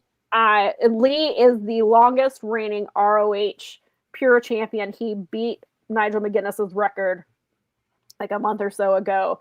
And I'm so glad that he got on TV last night and had that match. And we got the Infantry on TV last night. We got they were Taylor great. on commentary. Loved all of it. I was like, obviously, more STP the better. I love them. Straight up Mance murder. Yeah, Mance is going to try to murder. He's going to forget. Speaking of, side note, Lo, our friend with Wrestling Wind Down, has, starting tomorrow, I don't know what it is, but she has a collaboration with Lee Moriarty that's coming out tomorrow. Awesome. I was like, that is the collaboration I didn't know I needed. I don't know what that collaboration is, but I need in on it because I love Wrestling Wind Down. You're wearing her shirt. Wearing my Hotties for Henry shirt right now. Yes, and I love Lee Moriarty. So I'm so excited about whatever this collaboration is. Let's see here. Michael says, will we ever get a follow-up to Eddie and Gabe? Kid put him out for over a year. I would hope so, but now Eddie is back and Gabe is hurt. So I feel like it's something they'll eventually get to. They'll figure out a way to get to it. I hope so. Fernando. He says Jericho beats Moxley for his title. It actually could be Tommaso because Ciampa wants more Sylvie. That'd be kind of cool, and he gets the TNT title. And Tommaso Ciampa. So I appreciated him on commentary. I thought he did a really great job, even though it's distracting when other people on commentary because then they don't tell me what's happening in the match. Which was not. And Persephone, I thought was really great on commentary. She made me laugh. Although it's like, I don't know if you should be saying that you're seeing 10 of Nigel when you're not. You're trying to get cleared for your match next week. Maybe you should not be talking about your vision problems. But I thought she was really great on commentary. And then, of course, Mox was on commentary. Marina got on commentary as well. She said something about in the butt. Marina. She said that he was going to stick, the only way he was going to stick the dude's toe into his beehole. Yeah, she yelled, stick it in his butt. And I was like, wow, Marina, that was really thought out. And I think that's a different genre. But then we had to hurry up and get John Moxley back on commentary. Right. Which is, so that's saying something if you have to rush to get John Moxley on commentary. Yes, Lee is a fantastic artist. His paintings are really, really good. He has had a couple of showcases and has been selling his art. And he said I think when I saw, he's only been painting for like 4 years or something like that. I think he said that he drew, like he kind of always like drew and things, but like he started painting, I think he said, if I remember correctly, only 4 years ago. And one of his things that he does is he paints luchador, like playing tennis. Like he's in like a luchador mask, he's playing tennis, and he's like doing different, like his art is really, really good. And then Tekla also is an artist, and Lee and Tekla had a art show together like a month or two ago. I forget, it was like the same weekend as a pay-per-view, I think, but they had an art show together with their stuff. So I was like, that's really, really cool. I want to say yes, that Lee does design his own gear like Tekla does. I want to say yes, but I could be wrong about that. You're probably right, but he said yes is Marina Willow Fortune Cliff. Yeah. Okay, I don't know what's going on. It keeps telling me there's new comments, but then it won't show it to me. It takes me a minute before it pops up. I don't know why it's populating. It's been populating weird all episode. So if it takes me a second to get to your comments, that's probably why. It's because of that. But Fernando says, are we getting Mick Foley versus MJF? I think it's certainly possible. I think MJF clearly knew Mick was coming in, and that's why he started the shit talking before Mick even got there, and then did the thing before. Tony said, so he was asked about that. He was asked on the media call, would Mick Foley wrestle for AEW? And he said he didn't want to speak for Mick because he's like, of course, if he would like to have one more match, I would love for it to be an AEW. However, I don't want to speak for him because obviously you have to, he knows that Mick would want it to be up to a certain standard, and he doesn't know if Mick he was like, that's not my place to say. That's right. So I think, I mean, he did want to have a match like what was it, like a year and a half ago. I think he was saying that he had lost some weight and was trying to get into it, but then I think it's certainly on, like, it's not out of the realm of possibility for sure. But I think it just kind of depends on if Mick's body will cooperate with him. Yeah. But I think MJF would be a good opponent because I think MJF could hide a lot of things. He can make Mick Foley look good in the way that, because Mick is, Mick is not going to be able to do what he did, 25 years ago. And MJF, I think, can help him hide those things and can help him sell it to look good enough. And it doesn't even have to be a long match. Like, you could have it be 10 minutes or whatever. Right. Like, it doesn't have to be, a half hour match that we've seen from, a lot of the main events and things like that. So I think it's not out of the realm of possibility, but I think it just depends on what he's looking for. But I think having him around is huge. I think bringing in that fan base, obviously, but also, even as Tony said, like, he's huge, not only for the knowledge of the fans, but for knowledge in the locker room, to talk that these wrestlers can now go to him and talk to him and pick his brain. And Mick Foley, like, well, and he still loves wrestling. So yeah. Yes. I mean, yeah, apparently I was reading, so that shirt, the plaid shirt he had on, is for an indie wrestler. It's a woman wrestler. I don't know if I can't remember if I think she's based in the UK. And then he had a Crystal Gale t-shirt on, which funny. I love that. Yeah, so, right. I don't know. The one thing that does make me a little sad is I don't know where RJ City fits into this. And I love RJ and Renee and the Wrestling Aunties. And it sounds like Mick and Renee will be the calling the show. Because he did say for the beginning, like, he did on the media call, he did say that he should be on every pay-per-view or nearly every pay-per-view moving forward. And then on some Dynamites, he will also be there doing the hosting thing, where he similar stuff to what him and Renee did. RJ, I believe, is also on the creative team. So it's not like RJ's gone, but RJ is great. And I would like to, hopefully he gets to be on team, but maybe he wanted a break. Maybe he was like, maybe focus on it. Thank you, Benny. Her name is Molly Spartan, and she wrestles for Eve. Oh, I did see that. Awesome. I went and looked at her Twitter. That's right. And so he was just out here promoting women indie wrestler, which is awesome. Sweet. Crash said, I think we need to see Mick Foley team with Mark Briscoe for a stereo bang bang L drop off the apron. Elbow drop off the apron. I'll take it. I mean, that'd be cool. It's a cinematic match with all the different Foleys. Well, yes, didn't Tony say that he wanted to see Cactus Jack back in the ring? Because Cactus Jack was on TBS back in the day, and this was the first time Cactus Jack was on TBS since those days. And then he also, Darby did before he did his coffin drop off the scaffolding, he said bang bang. And so we could see Cactus Jack. Maybe on like a Halloween episode. Yeah, that would be the best time to bring various versions of him come out throughout the show. And I don't know if you've seen it. I guess it was made, I think it was a TikTok, but I saw it on Twitter and I follow the guy on Twitter, and I think about it, and I thought of it when Mick was out there, but he does that. He has one of his viral clips that he did. It was like Mick Foley coming through for the Royal Rumble, and so he comes to draw a number and he's won.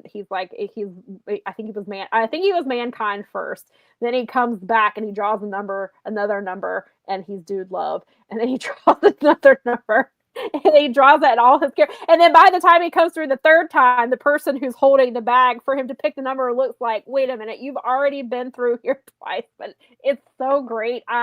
Every time that video comes up in my timeline, I watch it like 4 times. Awesome. So funny. But that's what it made me think of. So I was like, I need that. I think they do. I don't know, because I read Have a Nice Day, and he talked about Cactus Jack, and he thinks of Cactus Jack as almost like a separate, he doesn't bring him out very often, for lack of a better way of saying it, is like it's somebody that he does not, it was his original like gimmick, and then he very rarely will bring Cactus Jack out and do that gimmick. It's like Finn Balor doing the Demon. That's a great comparison. He was bringing out for special things, and then WWE went overboard with it, and then he stopped. Well, he did bring it back this year because of the match with Dominic Mysterio. He did, because it was I think it was an unsanctioned match, I want to say, but he brought back the Demon for that. But now that's he only does the Demon for special things.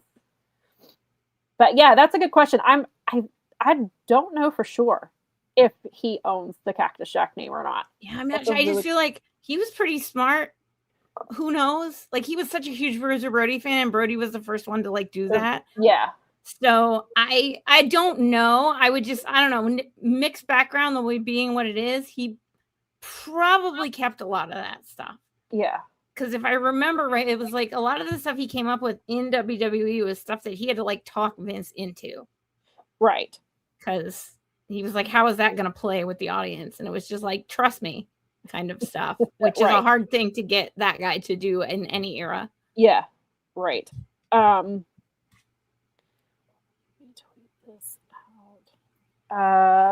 Crash says AEW could do a return of the King of Death matches for the Sickos, and then he says he still has the IWA King of the Death matches on tape traded VHS somewhere. Nice. That's very cool. Collector's items. Yes. Crash says he should have Cactus and probably Dude, you would imagine, but maybe not Mankind. Probably not Mankind, because he actually came up with that in WWE Creative. Yeah, right. That's a good question, though. I'm sure it will come up at some point. I would be really surprised if he didn't own them. Well, and the fact that Cactus maybe also, since Tony said, like, it's not like he can't say it, but because he specifically said that the first time Cactus Jack was on TBS television, or back with TBS, something related to that. So maybe that's another reason, is maybe he can't get in trouble for saying that. Because I'm sure WWE would be petty enough to do something if he did that. And we kind of went more into the Double or Nothing stuff. But before we get, I know we want to talk about this women's stuff, because I do too.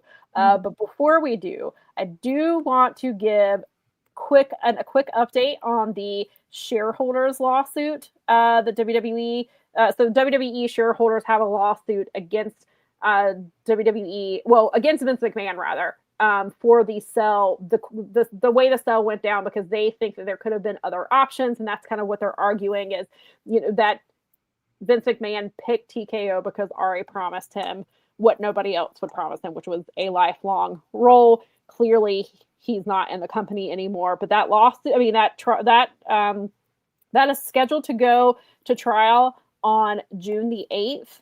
It is a bench trial, meaning a jury does not decide the fate, a judge does. Judge. Yep.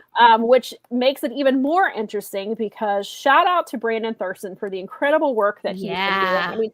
I mean, she's done incredible work anyway, but to do the incredible work that he's done specifically for this case and getting access to, he's been filing requests and FOIAs to get certain documents, to get like stuff that was included in depositions from Vince McMahon, Ari Emanuel, Mark Shapiro, these people who are high up in TKO. Like, to get this information is huge.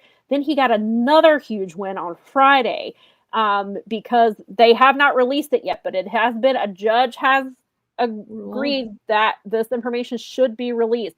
One of those things that will be released is a voice memo from Ari Emanuel saying that the lawyers at the DOJ are from a firm that they have worked with, and that Vince should be okay. They should only expect an SEC fine, which is what they got. Unless it's criminal. That's the part that I thought was very interesting. They included it in there because the next thing I read, Brandon Thurston, you rock, dude. Right on. This judge did the right thing, ruling that they can't keep. This is a public trial. You got to put all the evidence out there. That's how that works. But there's even a part in there where he says, if it's civil, you're fine. If it's criminal, well, it's criminal. So we can't really do anything with that. Right. Which is really interesting because, again, the DOJ was investigating Vince McMahon for sex trafficking, which is where Janelle Grant got letters from the FBI identifying her as a potential victim of sex trafficking. She has posted those letters to her Instagram. That is huge. That voice memo could be huge. As of now, her case is supposed to go to arbitration. I'm sorry. Let me say that. The judge is supposed to decide if her lawsuit is going to arbitration in the month of June. There was not a set date yet for that. I think there was like 1 or 2 weekends that they could, or 1 or 2 dates that they couldn't do. But otherwise, sometime in June, that's supposed to be coming out where they make a decision on if they're going to arbitration or not. It's going to be really interesting what comes out of the shareholders lawsuit. Thank you, Maria. Thank you. That's very kind of you to say.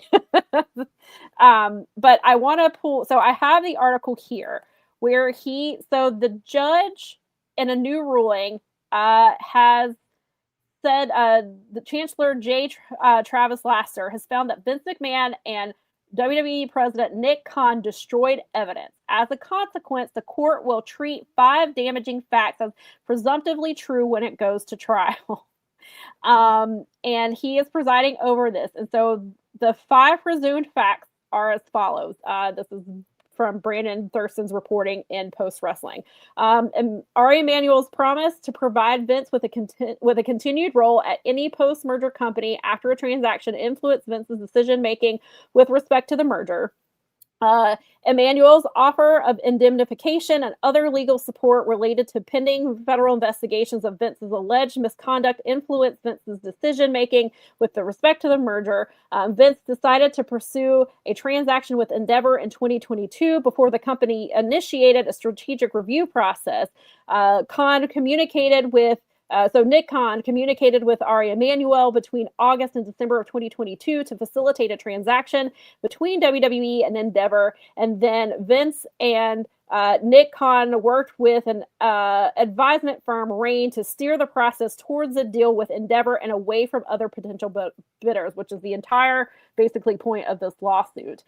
And so that means that the defense now has to prove with clear and convincing evidence that those facts aren't true. I don't know. It's going to be interesting, to say the least, on how they try to prove that clear, and that's the thing, clear and convincing evidence that they did not do those things. this article from Brandon Thurston shows where they were wait, is this the article? It might be the other one. Where they were here we go. Where executives were setting auto delete settings to coincide with key events in the case. So these people which is literally distraction. Like, you're impeding an active case and you're destroying evidence. That's what that is. Right. And they were already told, preserve this information, preserve your emails, preserve your text messages, any communications. You have to preserve this. And this, they can see, because in Signal, you can see where your settings are changed. And so this is the judge outlines conspicuous timings of when settings were getting adjusted across a series of incidences. Thurston writes that both Khan and Nick Blum, who I also want to remind you was named in Janelle Grant's lawsuit. He was corporate officer number 2. Nick Khan was corporate officer number 1. Stephanie McMahon was corporate officer number 3, and Brian Nurse was corporate officer number 4. So just keep that in mind, how these overlap. So Khan and Blum changed, or Bloom, maybe it's B-L-U-M. I've heard it pronounced both ways. Maybe it is Bloom. Changed their auto-delete intervals for their messages with McMahon right after federal prosecutors sent WWE a request for information about McMahon's alleged misconduct on August 5th, 2022. And this is in italics. This comes from the report. That same day, Nick Khan manually changed the auto-delete setting for a Signal chat with Vince to delete messages after 1 hour. Lasser wrote in his opinion, emphasizing the point in italics. The preceding day, Bloom had manually changed the auto-delete setting for a Signal chat with Vince to delete messages after 1 hour. Then Lasser also highlighted that on August 10th, 2022, Vince McMahon had lunch with Ari Emanuel. That was weeks after McMahon announced his retirement from WWE following the revelation of the allegations against him. Nick Khan and Stephanie McMahon joined them for the occasion, at which they discussed a potential WWE Endeavor deal, the judge wrote. That same day, Stephanie McMahon manually changed the auto-delete setting for a Signal chat with Vince to delete messages after 1 hour. Messages were set to be lost despite the legal hold notice executives received on June 21st, 2022. So nearly 2 months prior to that, they were told not to have things delete. Lasser also pointed out that Blum adjusted his Signal auto-delete settings with Vince 11 days later on August 21st, 2022. Rain Group banker Jeff Sine met with Vince and reviewed a version of the Project Stunner presentation. On August 22nd, Emanuel texted Vince to say, I know you met with Jeff Sine yesterday. That same day, Blum manually changed the auto-delete setting for a Signal chat with Vince to delete messages after 8 hours. Then, on December 31st, 2022, so 3 months later, he changed his auto-delete settings again, the same day that McMahon insisted to the WWE Board of Directors that he would return to the company, undoing his earlier resignation. McMahon told the board that its position, which had rejected the proposal of his return, was unacceptable and that he would not support any strategic transaction without direct involvement from the outset. So there's just... And then there's some more. Nick Khan changed more auto-delete settings 2 days later on January 5th, 2023, after the board reiterated that Vince should not return to the company. So 2 days after that, Nick Khan changed his auto-delete settings again. And then it says when McMahon was back as executive chairman, the board held a special meeting on January 12th, 2023 to discuss selling WWE. The next day, McMahon signed a settlement agreement regarding sexual misconduct claims on that day, January 13th. Lasser noted McMahon himself changed auto-delete settings for Signal chats with Nick Khan and Paul Levesque. And worst of all, they hid all of this when they filed the lawsuit. And the reason that it's being released is because Brandon Thurston filed those FOIA requests saying, this is incomplete. This is supposed to be a public trial. The other side of the prosecution has put their information out to the public so that everyone can see it. Why are these things being withheld from the full lawsuit from the public? Right. So not only were they doing all of these things that just came out in these FOIA requests, and where they were doing literally the opposite of what the government was telling them to do at the time, which is literally called destroying evidence and it is illegal. It's a felony, especially in a federal SEC case. I mean, you're in federal situations here now. You are at the highest level. And they left that stuff out of the public filing, and he had to go get it to prove that they were doing all this allegedly, seemingly illicit, illegal crap. Like, they knew what was going on. They were trying to protect Vince, not just his positioning in the company, but what was going on. I mean, this lends a ridiculous amount of credibility to Janelle's lawsuit. Like, how can it not? Right. So he said on May 29th, Thurston said, thousands of pages are already released from my 2 challenges, which we've recently reported on. Recently, WWE asked to withhold some material, including a voice memo audio from Ari Emanuel and Vince McMahon. I oppose. The judge denied WWE's motions. The material should be filed soon. And so that's where that voice memo comes from, where he said about the DOJ lawyers. So that'll be really interesting. Again, so interesting is probably, somebody told me when I said that it was going to be interesting, they were like, that's probably the understatement of the century. I was like, it'll be funny to see how they try, so they can still, the defendants can still try to build their case and try to, prove that they did everything on the up and up. But now they have these 5 facts are being taken as presumably true because the judge ruled that they destroyed evidence. So it's going to be really wild to see. And I think, if I'm not mistaken, the trial's only supposed to last maybe that week, June 8th through the 12th, I think is what I saw. And again, a judge will be making that termination, not a jury. And again, I don't know how this is going to play into the arbitration stuff. If it has, if it does, it's a completely different judge. It's in a different district. I don't know how that affects it. And then also, you also have in the Ring Boys lawsuit, Vince and Linda McMahon trying to say that that the Maryland Child Victim Act is unconstitutional when last year it was ruled constitutional. So they're just grasping at all the straws. So there's gonna be indemnify is the new testify. Vinny says it's funny how the news just broke that a certain someone has become a stockholder. Yes, that was the other thing in my notes. Donald Trump has invested in TKO. Oh, yeah. And it appears people were like, oh, well, and yes, they're correct. TKO owns, they're the parent company of UFC. UFC is holding a big show on the White House lawn on June 13th and 14th of this year. Because June 14th is Flag Day and also Trump's birthday.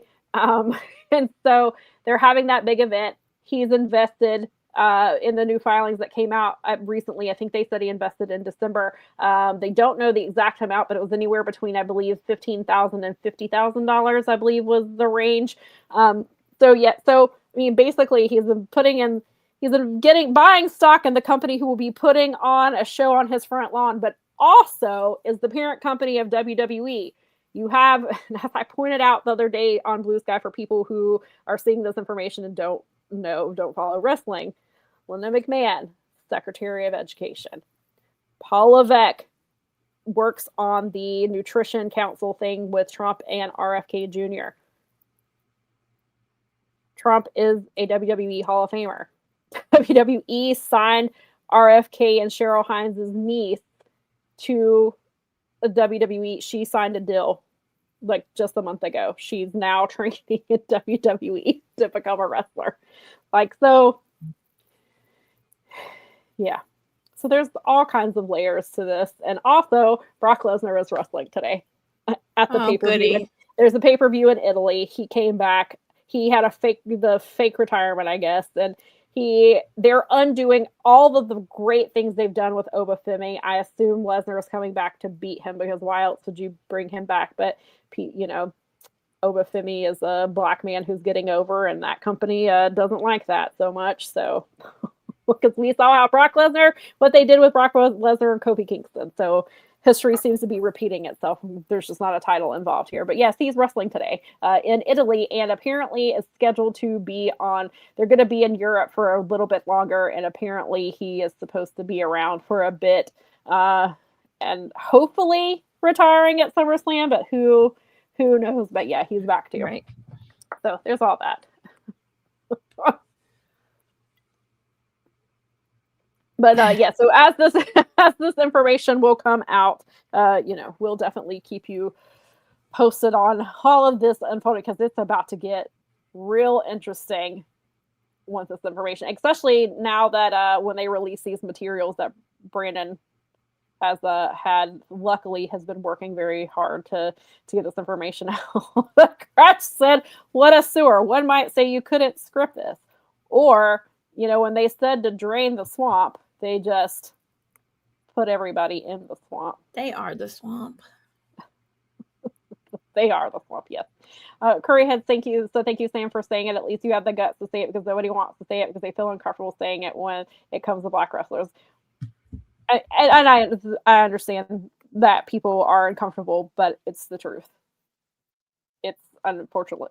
We know that company has a history of the way they treat black wrestlers, and how they've had Brock Lesnar involved in feuds with those black wrestlers. And that's, I think a lot. Yes, they want Brock on TV, but I think a lot of it is that we can't. Obafemi is a big, strong black man who is convincing. The fans love him. Like I saw before we came on, his Italian fans had a cutout of Oba, and it had movable arms, so that, because when he comes to the rings, the way he moves his arms, so they were moving the arms of that side. Like, why would you want to kill that? Like, other than just getting Brock Lesnar over and again, and not wanting a successful black man to take his place. That's just how it reads to me. Maybe I'm wrong, but given the history of that company, it feels like we don't want a black man to be more successful than Brock Lesnar, especially because Obafemi is a special talent. Dave Meltzer, I said that a few weeks ago, and I agree with him that like he is a Goldberg level special that comes along once every 30 years, and they're already screwing it up. Like they had it right. They had him beat Brock. They had Oba win in this dominating fashion. They've had him come back. It's a little questionable booking afterwards, because he was just squashing, kind of random people. But if the point was to build him up where we were, because Meltzer was saying he thought the point was just he was like, I would sacrifice everybody to him, build him up, and then have him and then you have him face Roman Reigns at WrestleMania. It's not rocket science. It's definitely stuff that they could have easily done, and they're going to undo all of that for Brock Lesnar to make him happy. And then what do you do? I guess maybe who knows? I don't know if they have their plans. Maybe AI told them that if he retires, assuming Brock Lesnar retires at SummerSlam in Minnesota, then maybe you start trying to rebuild Oba for Roman Reigns. But they're killing everything that's, good about it. So, yeah, exactly. Jermaine says, I don't understand what WWE is doing, because the main event at WrestleMania next year should be Oba versus Roman. It's literally the easiest thing for them to book. It's right. And that's what we talked about before. Like, they're terrible at building new stars. Obafemi is huge. He is so over that like his music starts to hit and the fans just start chanting for him. Like, he's just incredibly over right now, and it's an organic thing, and of course they're trying to kill it. And it's just, and I guess they'll try to redo it after Brock maybe retires. he did donate so that Uganda wrestling, that's been a whole thing with with Uganda, with that thing, and the guy that was owning it came out that he was like apparently not doing what he said he was going to do with the money, and that's been a whole mess. But apparently they do have the ring. They've got the ring now. Cody was involved in getting the ring there. Will Ospreay donated. There was a GoFundMe for them to get them a ring, and yeah, so it's but apparently from what they do post on Twitter often thanking Cody Rhodes for their ring. So at least they got that, I guess. Just because there are more of them having representation does not mean that the people in charge are not. Paul Levesque is still there. They're still doing a lot of racist things. And it may be better than it was, but there's still a lot of racism. I mean, granted, it ended up working out in a way they never expected, but you can look no further than El Grande America. You have two fake luchadors fighting in a mask versus mask match, which ended up going really well in AAA. But that started off, and they were using AI promos for Chad Gable. Then you had that's what Pete Dunne. If you're wondering what Pete Dunne and Tyler Bate are doing, they are also fake luchadors wrestling under mask. They also put the Creed brothers under mask. That is 6. They had 6 fake luchadors in a ring 2 weeks ago. That's not representation. Not when you have Hispanic wrestlers that you could be pushing. They're lucky that it worked out the way that it did. They're lucky that Ludwig Kaiser got himself over as El Grande Americano in the way that he did. And they started that storyline during Hispanic Heritage Month. Is what they did. So they are still. So yes, there are some improvements, but they still do very racist things. And so if I see it, I'm gonna point it out. And that's not to say that there is representation, and clearly there is, and that's how they justify it. Oh, well, Penta's the champion. Dominic Mysterio is heavily featured. Rey Mysterio is the president of AAA. Rey Mysterio is getting a title match.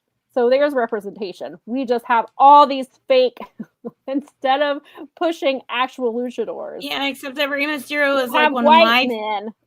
You have white men pretending to be luchadors. Well, and Rey Mysterio was my favorite 10 years ago or 20 years ago or whatever. And I'm not saying that he didn't have a huge influence on it, but what's the next generation look like? Yeah. You have Penta and Phoenix in your freaking thing. Right. Phoenix is in AAA now. He did win the Mega. He won the Mega, not championship, because that's what Dominic has. It's the Mega Cruiserweight title, maybe, but he did win a title last night in AAA. That's where they put him because they couldn't figure out what to do with him in WWE. Penta is the current IC champion and has done a really great job. He's huge. He's hugely over. It's interesting how they got him over, but they couldn't get his brother over, which is really weird. But they did. And there is representation, and I'm not denying that, but there's also like they have white men wrestling as luchadors and pretending to be Hispanic. That is like, there's no other way to say that other than that is racist.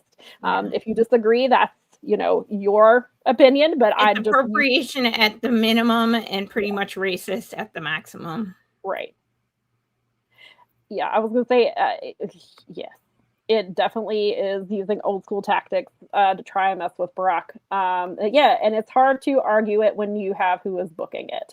And Curryhead says at least one of the fake luchadors embraced. And yes, and that's what I'm saying. They are very lucky that Ludwig Kaiser got over in the way that he did, because it could have backfired very badly because the stuff they were doing with Chad Gable. And that's the thing. They're using Chad Gable, who's one of the best wrestlers they've got. They don't know what to do with him because he actually wrestles. So they gave him a fake luchador gimmick. And then he got injured, and instead of putting that on the shelf, they gave it to Ludwig Kaiser, and somehow miraculously he got that over hugely, and he's a huge star in Mexico. and he was able to make it work against all odds. So good for him. But that says more about Ludwig Kaiser than it does WWE and their booking. He is the one who got that gimmick over, not them. At least in my view, he's the one who got that over. And I heard his match with Chad Gable last night was very, very good. I heard it was one of the best matches, which is not surprising considering it's Ludwig Kaiser and Chad Gable. I heard the match was fantastic. I heard it was one of the best matches. Some people say it's one of the best matches in years. I've heard really, really positive things. So thankfully for them, they were able to get that over. Yes. But yeah, it's because he embraced the culture. Yes, exactly. That's exactly what he did.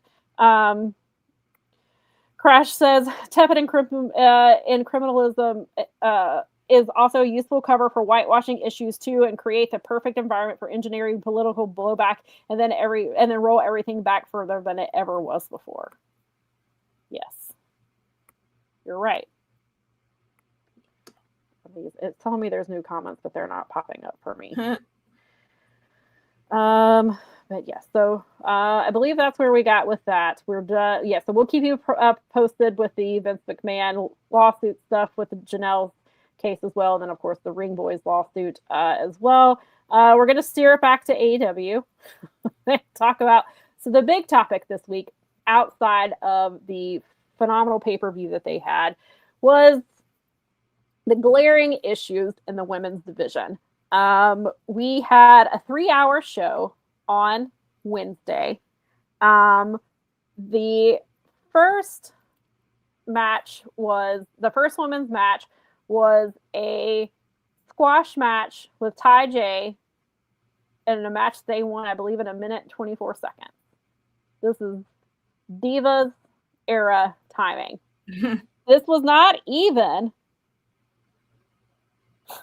I just got an alert from ESPN. Uh-oh. Brock Lesnar avenges WrestleMania loss, pins Obafemi after multiple F5s. There you go. And that's very interesting. They use the word avenge because somebody pointed out they think Kofi Kingston telling Oba in a tweet, "Thank you for avenging us," is what made them want Brock to beat him. And that's very interesting that ESPN specifically used Brock Lesnar avenges WrestleMania loss. Crazy. Yeah, multiple F5s because that's all he can do. Because this man is he's struggling out there in that ring. That's about all. And he's ripped his pants twice since he's been back. Like, this man struggled. But anyway, back to AEW in the women's division. So we got that match. Then we got women main eventing. Thank God. We love it. We love when women main event. They main evented in the overrun of a 3-hour show. Sure, it makes sense. Let's get the fans to stick around for this show to watch women in the main event. Sure, that makes perfect sense. That match started after 11 p.m. In the overrun match, let me double check. It got, because the match I'm thinking of is the 4-way match that I just timed last night. Let me tell you, because. And people wonder, Sam, why do you still time matches? Why? What is important about this? May not be important to you, but for people who enjoy women's wrestling, it's documented proof of what we're doing here. So, hang on. We got, where is it? There's some ROH match times in here too. So I got to go back a little bit.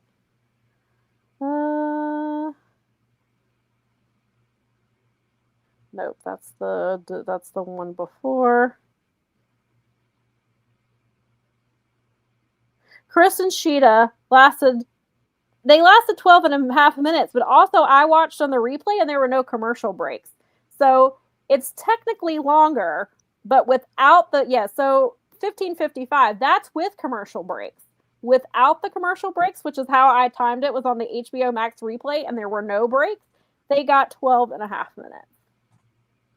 So 15:55 with commercial. If you're watching on TBS, it was nearly 16 minutes. You watch on the HBO Max replay, 12 and a half minutes. That's what they got. Ty J beat Allie Cash and Ava Everett, who's not a real tag team, by the way, in a minute and 72 seconds is how long that Ty J match lasted. And then I guess because people were mad, rightfully so, Hazuki and Maya got 10 and a half minutes last night. Right. Sorry, it's backing up. But yes. So, sorry, Maria. I hope the DVR caught the match for you for the main event match because it went over. So hopefully it got that. But yes, Ty J, because then Ty J got their match last. Sorry, I'm about to spoil it again for you. They got their collision. They got their collision match last night, which was we've talked about several weeks. If you've been listening, you've heard our comments on the 5-minute tag team eliminator matches for Divine Dominion. Last night, Ty J lasted 5 minutes and 1 second. So they won the title tag team eliminator match. They're getting a tag title match next week on Dynamite. I saw some complaints because I initially was like, oh, that's interesting. They're doing it so fast. The next pay-per-view is not until June 28th. You cannot build that match for over a month. You've got to do that match. That's a TV match. So I'm not surprised, especially because it depends on what's clearly Divine Dominion is not losing, but it depends on what they're doing with Divine Dominion between now and Forbidden Door. Are they wrestling I'm wondering if they're wrestling a CMLL tag team or a Stardom tag team or both, and that's why Ty J is happening now, probably because Forbidden Door is something else. It's my guess. I have no idea, but that's my thought with that. So that match is happening. But then, of course, the match times are definitely a big problem. Always one match, except for like the quarterly Dynamite where it's not even a 3-hour show, but the regular Dynamite, the last 2 hours, we get 2 women's matches quarterly. So that's always been a problem. And actually, before I want to go back to the 5-minute eliminator challenge matches, I'm hoping this means since Ty J won and got a title shot, I hope that means we're done with the eliminator challenges. With the tag teams, I hope that it's done.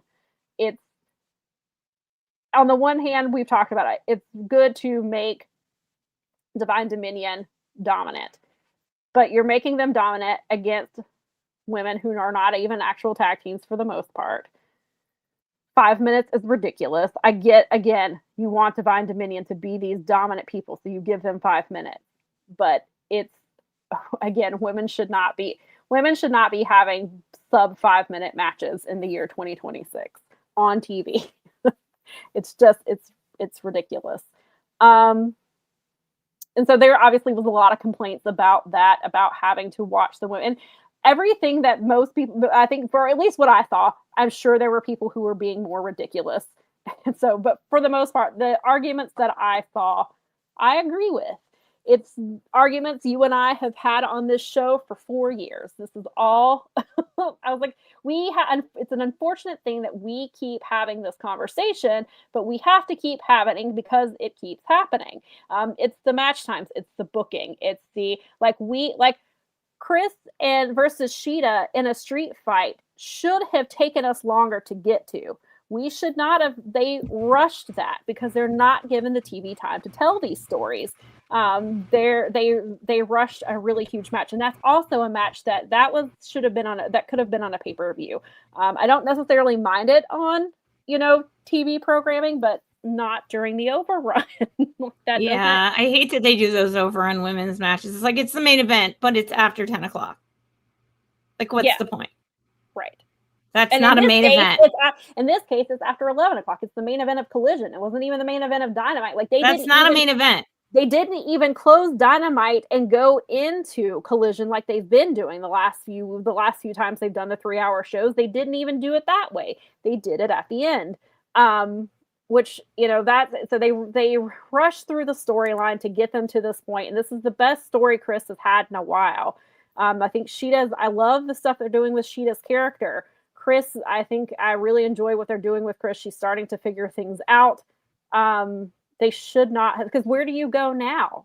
Like, you rush through this story. What do you do now? And I know why they had the Harley Cameron running out there to give her the kendo stick, but I know it's because Sheeta has been mean to her and has said really rude things, and they were wanting Chris to get her back for the spot at Double or Nothing, but I felt it took away from the match. Like, Chris didn't need Harley Cameron giving her a kendo stick to beat her. She already hit 2 Saturday night. The match was really good. They didn't need to add that. It was kind of superfluous. Yeah. And then you're like, whatever. And you just, I feel like, at least in AEW, it's like you said at the beginning that you were going to focus on it and be serious about it. Yeah. And I can understand if there's people breathing down your neck and they're telling you don't book the women and all these things, which you may or may not admit to. But in reality, it's like, your fans are demanding it because people are on here all the time, at least anecdotally, and in our Discord and on wrestling. We enjoy the women. We'd like to see more of them. We're way behind. And they bring the Joshis over and they give them the experience with the Americans, and then they don't do anything with it. Mm-hmm. So I don't know. The best chance we have of having an Americans women fleshed out division right now is fundamentally AEW. But if they're not interested, you're kind of just. It's hard to say. Because I don't know all the details, and right. I have long suspected that WBD is the reason the women are booked the way that they are. A prime example is looking at what happened with the Briscoes. One single person did not in WBD who had a ton of power did not want Jay Briscoe on TV because of those past tweets, which from many sources, he apologized for and worked really hard to atone for. And Mark Briscoe was not allowed to be on TV until his brother died in a car wreck. Mm-hmm. And that person left. I've always suspected, based on the way Tony for the most part, yes, there are definitely holes in the way he books ROH, women's division, but he tends to book them better than the AEW women. He tends to give them more time. He books more women. Not always. There have been cases where I have timed ROH and there's been one match or there's been 0 matches. So it's not all the time. But for the most part, he tends to book more women's matches, longer women's matches, and he does more things with the women's division. And I've always suspected that part of that is because of Warner Brothers not allowing him to, I don't know. And what did he say? What did they say? Have they told him you only get 1 women's match per show? Right. You only get, I don't know, because Tony, I'm sure, assuming, again, I don't know for sure if this is true. This is just from what I can gather. So did Warner Brothers say, hey, only 1 match per week? You can only dedicate this amount of time to the women, which is crazy because Rampage, maybe that was part of it because they were like, well, nobody's watching Rampage anyway. I don't care if you build women's storylines on Rampage. Nobody's watching it. I don't care if you have 2 women's matches. I don't care if you have women's street fights on Rampage because nobody's watching it. So I don't know if that was a factor into it, but then if you can only have 1 women's match per Dynamite and 2 women's matches per Collision, why are you not putting the best stories that you can for the matches you can have? But I don't know what I don't know if there are any other type of constraints that I just don't understand. So I don't know. I do think it's disingenuous to say that Tony Khan hates women wrestling. I don't think that is a fair thing to say. Then again, I don't know the man. Right. Maybe personally, maybe I'm wrong, but I think it is a disingenuous thing to say that. I think, especially considering how he's, for the most part, again, with ROH, because of the way he tends to book women's wrestling there. And how, especially the first year of Athena's run, when she wasn't wrestling, she was on TV promoting that. She was cutting promos. She was doing things to advance the women's division. Tony worked very closely with her and Billy and Lexi Nair. We've seen the women's storyline with one of the best storylines they've ever had has been with Timeless Tony Storm and Mariah May. I mean, yes, RJ City was heavily involved in that as well. But so I think there is evidence that he does enjoy women's wrestling. I don't know why he can't put the time and effort that he puts into men's storylines into the women's storylines on a regular basis. I don't know why. Maybe he's spread too thin because he has a million things that he has to do. I don't want to make excuses for him. I'm just trying to come up with why. I don't know. But the women's division is suffering because of it.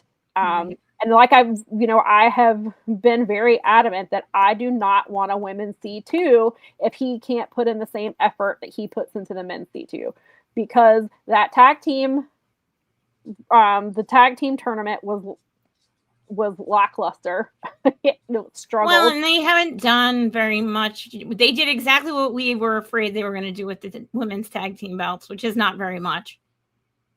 Yeah. Like, it's just not very much. And they're not really building up a division. And they've got these squash match thingies, which I get it. It's supposed to be that they're dominant and all these things. But I think you've made your point. So can we have some real wrestling with the women's tag division? I'm hoping that was the last 5-minute challenge. I think he realizes that fans don't like it. I think he's realized, like, it served. And even if they liked it, there's only so many of those that you can do. Well, it looks performative.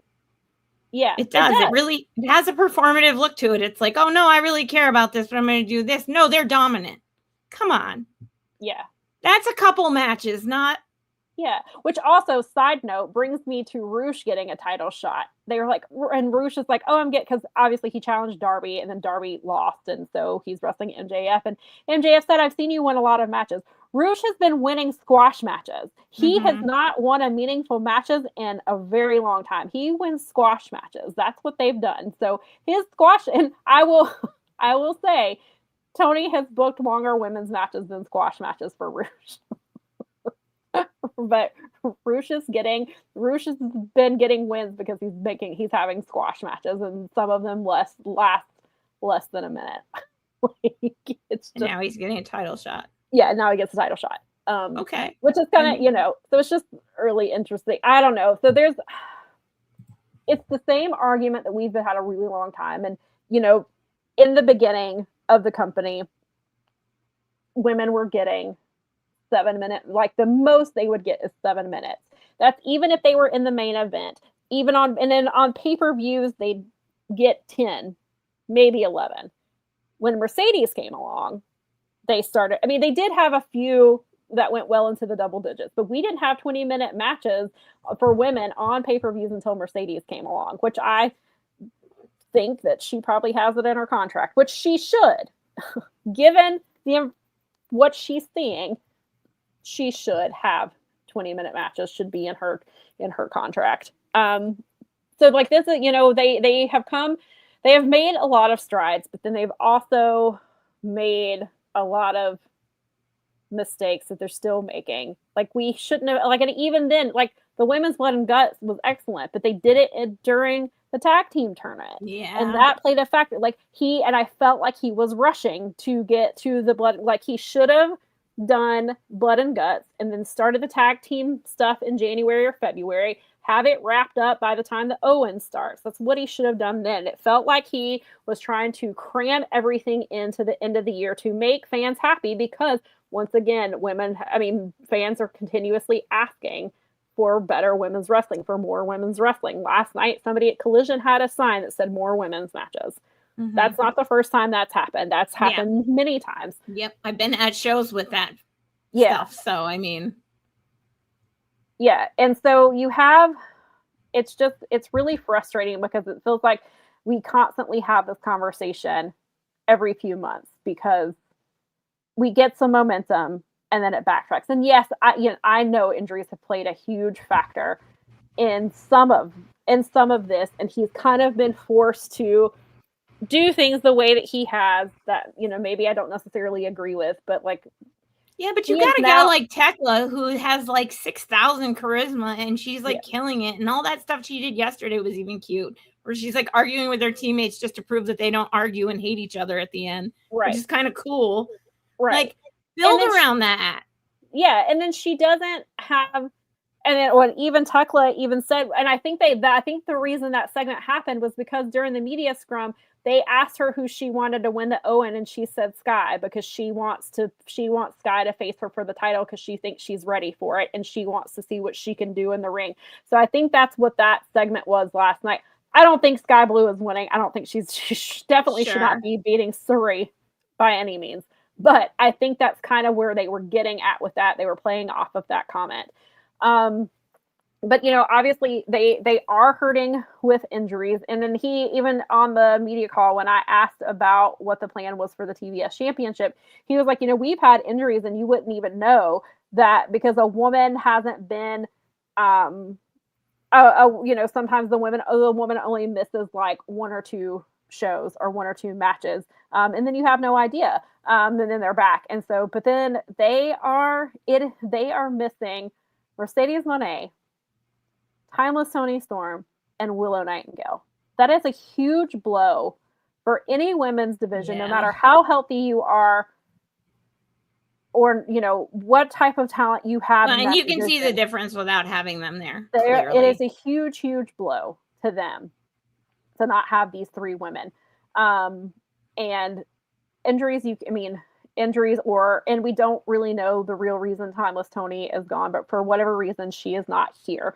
She's not expected to be back until sometime next year, which we knew. So we were planning, people have been planning for that. But then Mercedes, I assume she was supposed to take this amount of time off to do, whatever it is that she was doing, or has been doing. And then my guess is still that my guess is that she was supposed to come back at the end of the ON to confront whoever won, because that's the one belt she still has. Even though it's not a title you defend, in her mind, it's still a title. It's still a belt.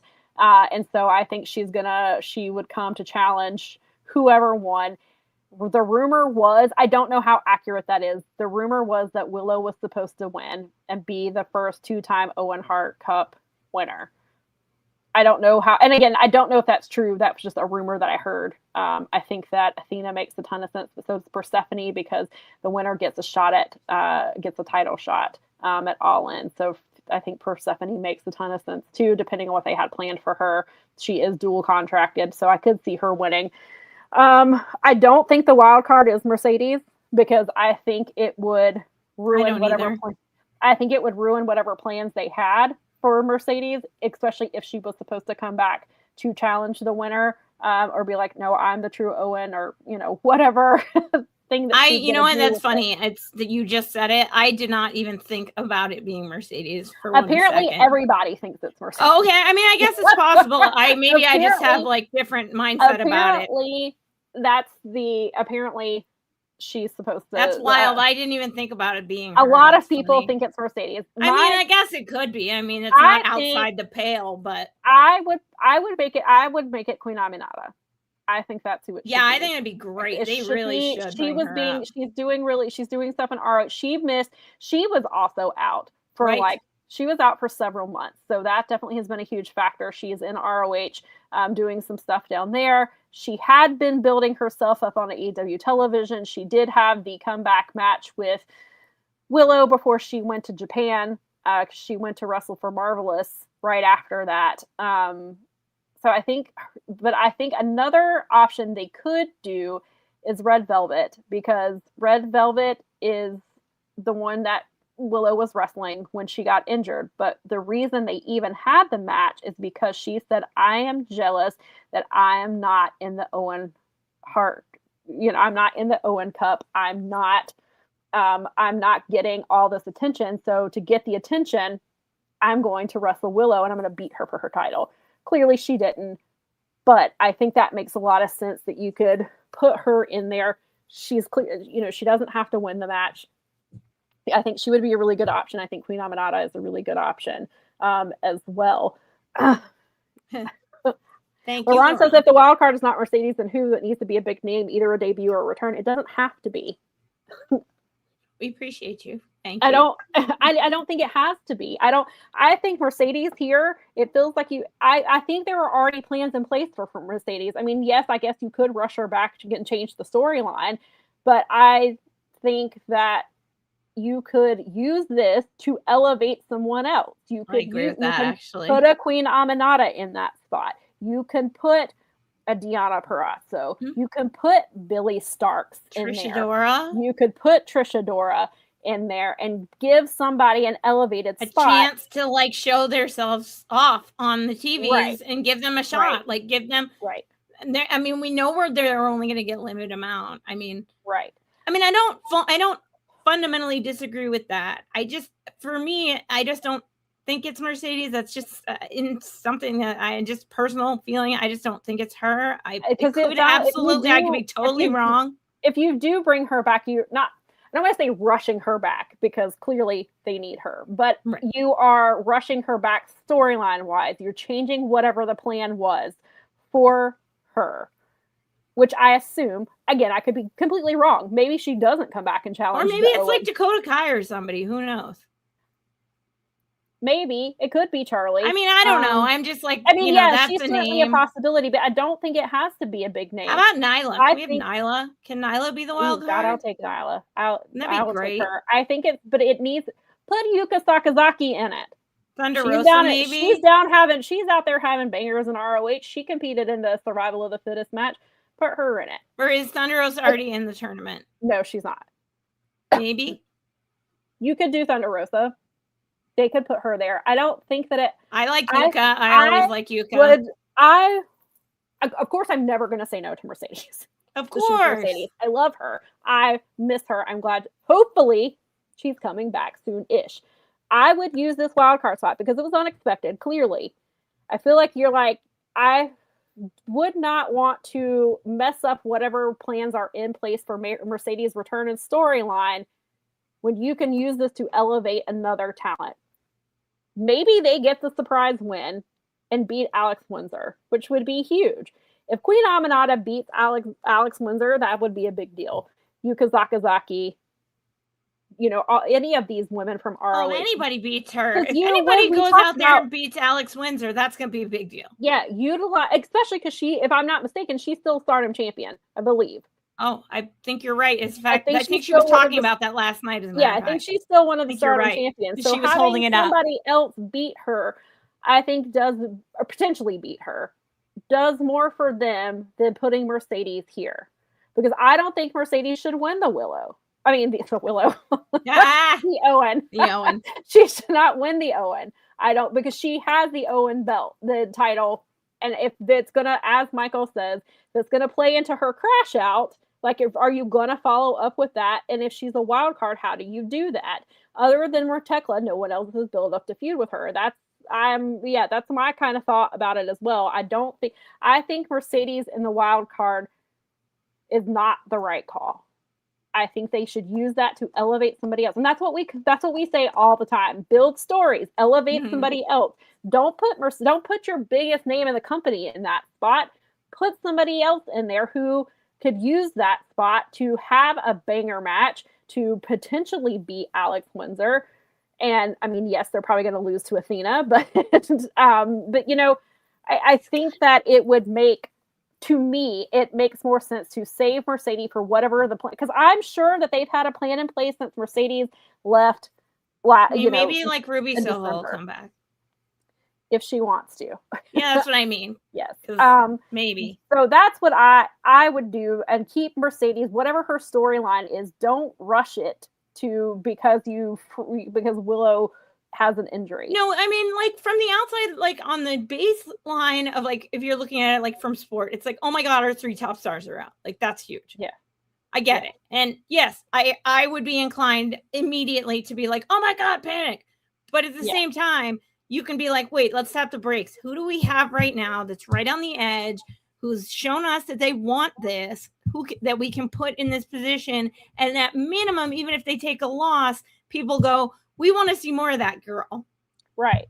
So yeah, Dani Luna would be great. I don't know, because obviously she was supposed to have a lot of stuff at Mania, and her father passed away unexpectedly, and she had to turn around. Like, she literally landed in Vegas and had to immediately fly home and deal with it. I don't know if she is in the mental space to be wrestling right now.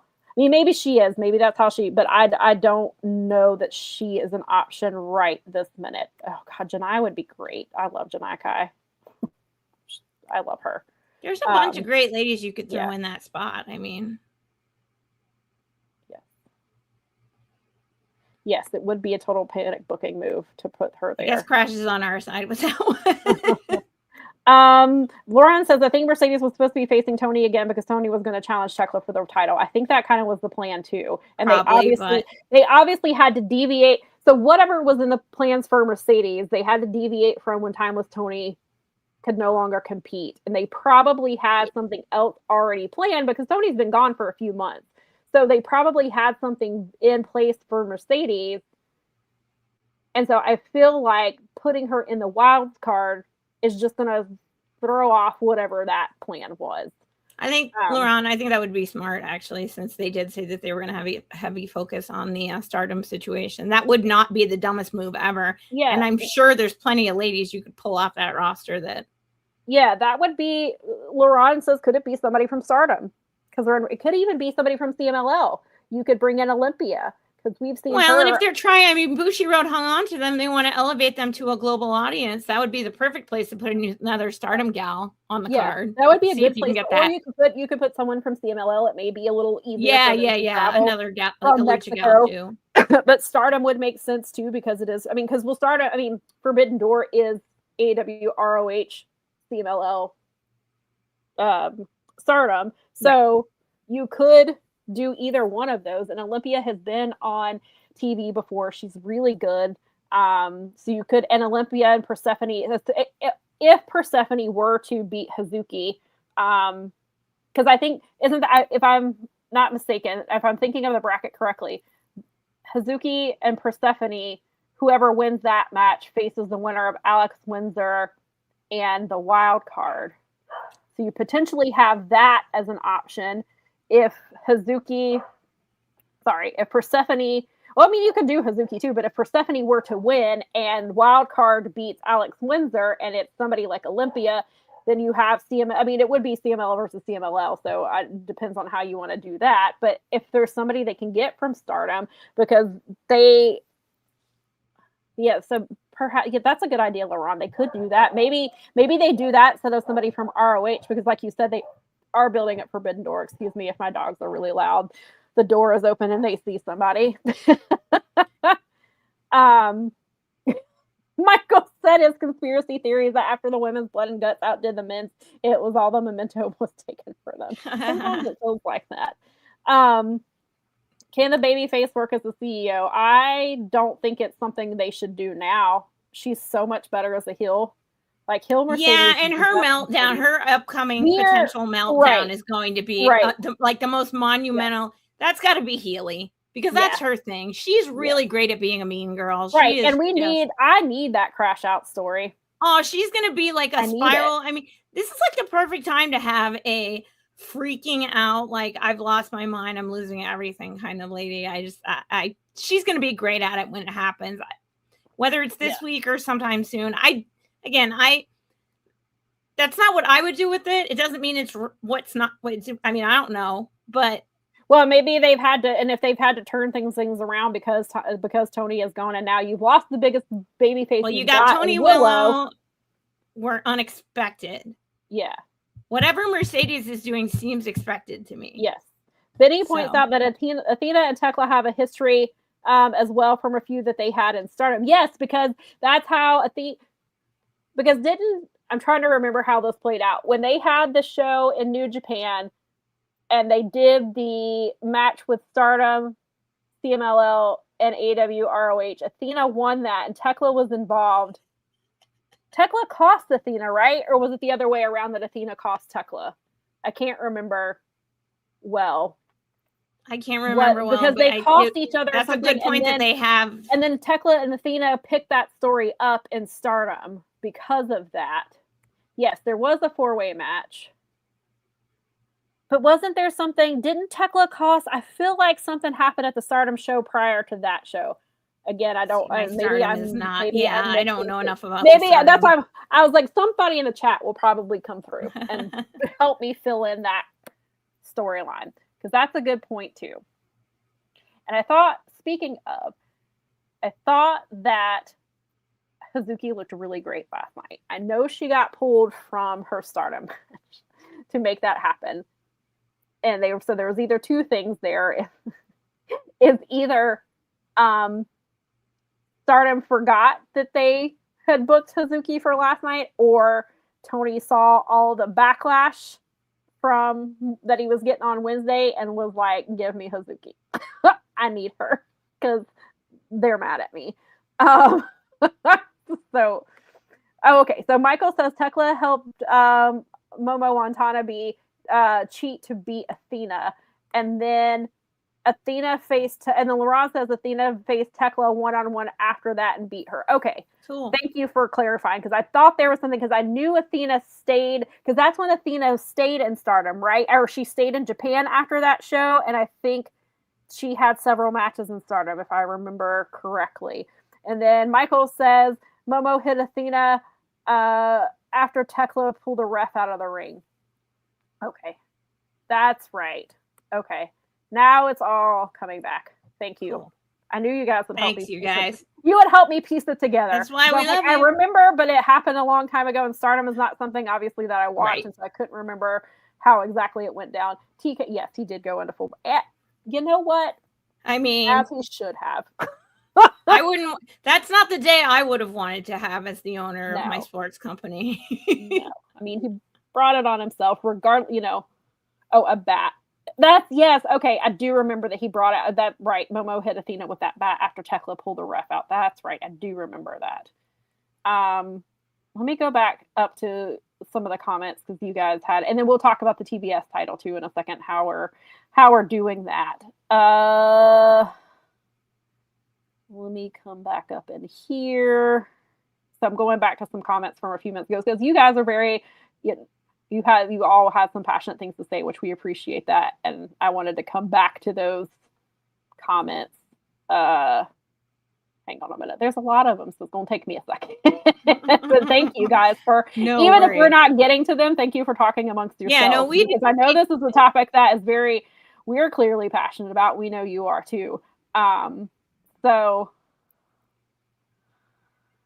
Yeah, and I mean, we talk about the women's booking all the time on here, so yeah. I mean, that's like, but you guys have been really supportive of it, so obviously, then it's like the first thing they were ready to talk about. Ron said, I heard about this all the way in Barbados. TK should be embarrassed for doing a squash match on the Dynamite portion of a 3 hour. Wow. Well, I hope Barbados, other than that, I hope Barbados has been good. Yeah, me too. Well, thanks, Curryhead. Curryhead says he'll watch us over WWE PLE because we're more entertaining and better looking. Hey, we talk about gardening, so that's gotta be more entertaining, right? Because now we've got to the point. I don't want to spend too much time on WWE, but we're getting to, when I mentioned it last week, but WWE is in where just everything is boring. Like, it's not even, like, they're just not even trying. So yeah, that's my thought. Okay, so Laurent agrees that Divine Dominion's probably getting a match at Forbidden Door, and they need it after being criminally underused to these 5-minute gimmicks. Yes. I agree with that. Yeah, Crash says that I agree improvements could be made, but I think there's also corporate reasons too. TK kind of suggested it in the previous media call. Yes, that was in the scrum. That was the comment I was trying to find that's part of the reason we were late coming on the air. I was trying to find the comment. I don't have the exact wording because apparently either my Google search is not showing me or nobody wrote the entire quote down that Tony said. But Tony was asked about, I guess somebody had asked about kind of the way that this is, so Post Wrestling kind of has a rundown of everything. So shout out to Post Wrestling for having this. So Tony was asked about what he's doing to differentiate ROH from AEW. Tony Khan emphasized that it has more development of women's wrestling, providing room for pure rules matches, both in the men's and women's division, and being able to format the show differently without the restraints of traditional TV's commercial format, which seemed to, because I heard that and I was like, okay, that kind of reinforces what I've always thought, is that Warner Brothers has a say or some kind of a rule, something that they have put in place where women only get so much time. But also, Tony has to be able to work within those confines. Right. If that's what you have, you need to maximize what you're doing with it. Right. We need to be building the stories here. We need to be doing more with that. You've got RJ City. You have, I believe Jen Peppermint is still there, because that is who Mercedes brought over, and they were doing the stories together. Are you utilizing her? Who can we? I know Kenny Omega is busy, but can we please have Kenny Omega? I mentioned this a couple of months ago or a few weeks ago. Can Kenny Omega please be involved again in the women's booking, because he can book the Joshis, which we are seeing more of. Can we have him? Them, and he respects their talent, so he thinks about it in a totally different way than a lot of people that they seem to have in their organization. Yeah. Why can't they get, give them the 10 minutes. I agree with you 100%. Yeah, no, I hate it. I agree. I hate the 5 minutes. My guess with that is that Tony wants to book them as dominant, and where nobody can outlet until last night. Yeah, but you could have done that better, where you could have done the first one was short, and then the second was a little longer, and then the second was a little longer. Well, then you had, you did have a zero hour. They almost takes them out. Well, they did. They did sort of do that, because at 0 hour, you had Viva Van and Zeta still nearly go 5 minutes. I believe they went 4 minutes and 45 seconds. So then the very next match, they lose. They had Ty J beat the 5 minutes. So they did kind of do that. But it was 5 minutes, not 10. Yes. And almost every proving ground match. That's what we've been saying. It should have been 10 all along. 5 minutes. I mean, you think proving ground match, you think 10. It's just kind of a normal whatever. Yes. Yeah, LeBron says this is why he was against women's tag titles. And that's what we've even said. Mm-hmm. Yay, tag team titles, but you have to book it, because otherwise you're going to end up like the other place. Except for the other place is booking their tag team division a little bit better. And has been. But that's what happens when you have competition with each other. In some cases, you force the competition to get better. And that has been one place where they've been a bit better. And they may, what was that comment they said? There was a comment Nigel or Tony said, and I can't remember now off the top of my head what he said about the women's tag team. And I'm like, well, there's only been 2 tag team champions. Right. The belts haven't been around long enough. So you can't start making legacy claims about something that's been around for 5 seconds. Yeah.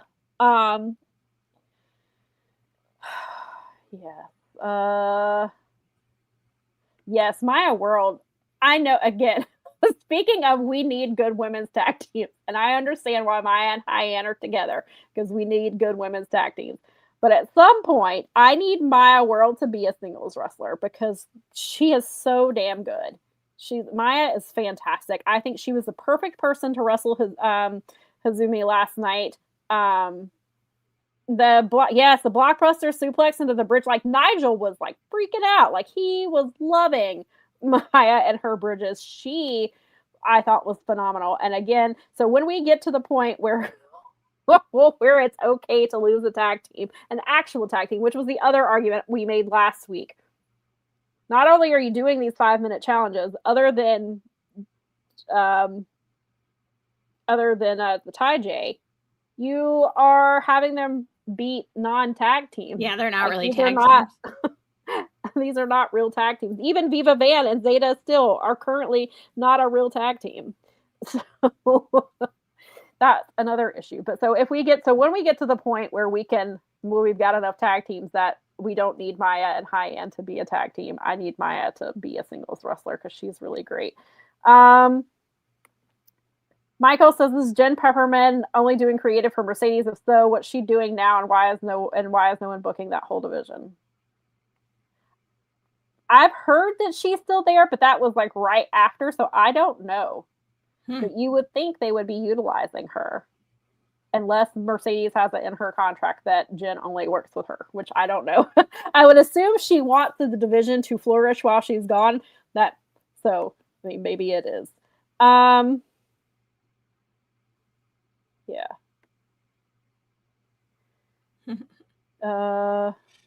Let's see here. Laurent says, "Oh, it doesn't explain how pay-per-views are booked though, because they are paying to see the shows." Yeah.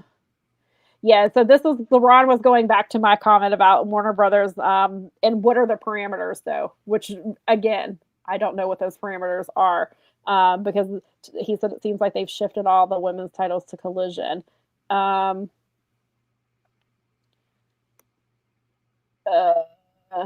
Michael says, if you can book women because of Warner Brothers, then why are you signing so many women? Well, you needed for injuries.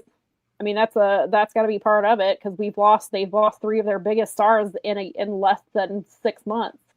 I mean, Mercedes has been gone since December. Tony has been gone since Revolution, and now Willow is gone, and sounds like she could potentially be out for a while, which is what we'll get. I'll tell you why I think that in just a second.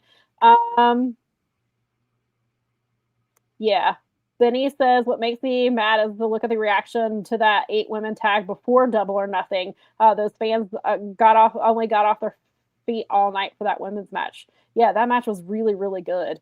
Let's see here. Laurent says that he doesn't want more women's matches. He wants better women's matches. Get rid of the squash matches and put the best women on TV.